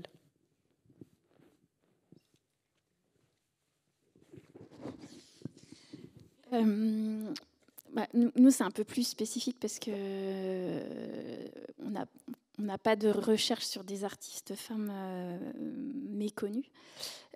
Après, il y a eu on est très en retard par contre sur la mise en ligne de collections, puisqu'il y a eu tout un travail qui a été fait avant l'entrée des œuvres de Camille Claudel. Donc les œuvres de Camille Claudel typiquement n'ont pas été versées sur Joconde et il faudrait qu'on le fasse. À Poitiers, pour compléter ce que disait Camille, on a eu la chance en fait d'avoir un photographe en interne depuis la fin des années 70 qui a pris en Ultra HD toutes les œuvres des collections et notamment toutes les peintures. Et donc toutes les œuvres des artistes femmes conservées dans les collections sont accessibles en ligne sur Aliénor avec une image quand les droits évidemment le permettent. Et voilà, c'est quelque chose qu'on va poursuivre avec les œuvres qui devraient nous arriver. Et c'est vraiment un travail de niche et un travail de fourmi, mais qui a été rendu possible parce que les équipes de Poitiers ont porté depuis très longtemps une politique d'informatisation très active des collections et qui permet aujourd'hui qu'elles soient rendues accessibles au public. Et pour Camille et moi, d'arriver dans un environnement comme ça, c'est vraiment super. Je crois qu'Aliénor fait même de la numérisation, propose même de la numérisation 3D pour certaines œuvres, donc c'est très précieux. Ouais. Question complémentaire, est-ce que ça permet cette meilleure visibilité qu'elle soit plus empruntée, par exemple, plus demandée en exposition? Alors moi, je viens d'arriver, donc je ne suis pas la mieux placée pour y répondre, mais Manon pourrait peut-être. Oui, alors évidemment, en ce moment, Camille Claudel, il y a des expositions partout, et notamment aux États-Unis. Donc nos Camille Claudel ne s'arrêtent pas de sortir. Et là, on a une œuvre de Sarah Lipska qui sort aussi. Et oui, ça sort. Et on voit que... Enfin, moi, je suis arrivée il y a 9 mois, mais les œuvres d'artistes femmes sortent, clairement.